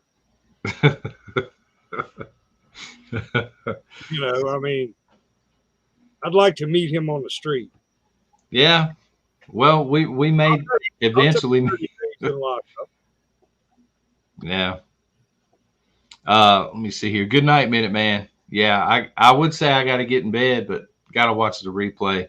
Thank you to the moderators for being here tonight. Y'all did an awesome job. Thank you, of course, to Dynamite and all the creators that popped on here. I will get y'all's channels linked down below as soon as this is over with. It's probably been flagged 10 ways to Sunday. It's probably been demonetized and everything. I don't even care. The channel's not down. That's the main thing. Otherwise, they would have yanked it straight off. But thank y'all very much for 50K. What do we do at 75K if we ever get there, Dynamite? What do you want to do? I don't know. I think you should do what you were talking about doing for 100. Oh, no. Just in case. We might not be around long enough for 100. That's true. What do you think is a better idea, though? Me dressing as a liberal, going into Starbucks, or going in, full redneck and doing a meet and greet, see if I can get Outlaw there dressing in all camo, see how many Beaverines can invade Starbucks. I think you should get Outlaw to dress as a liberal. Oh, my God. You're asking a lot on that one. Asking a lot. All right. Folks in the chat, once again, thank you very much for all the subscribes and the likes and being here every day. And until Monday morning, y'all take care and God bless.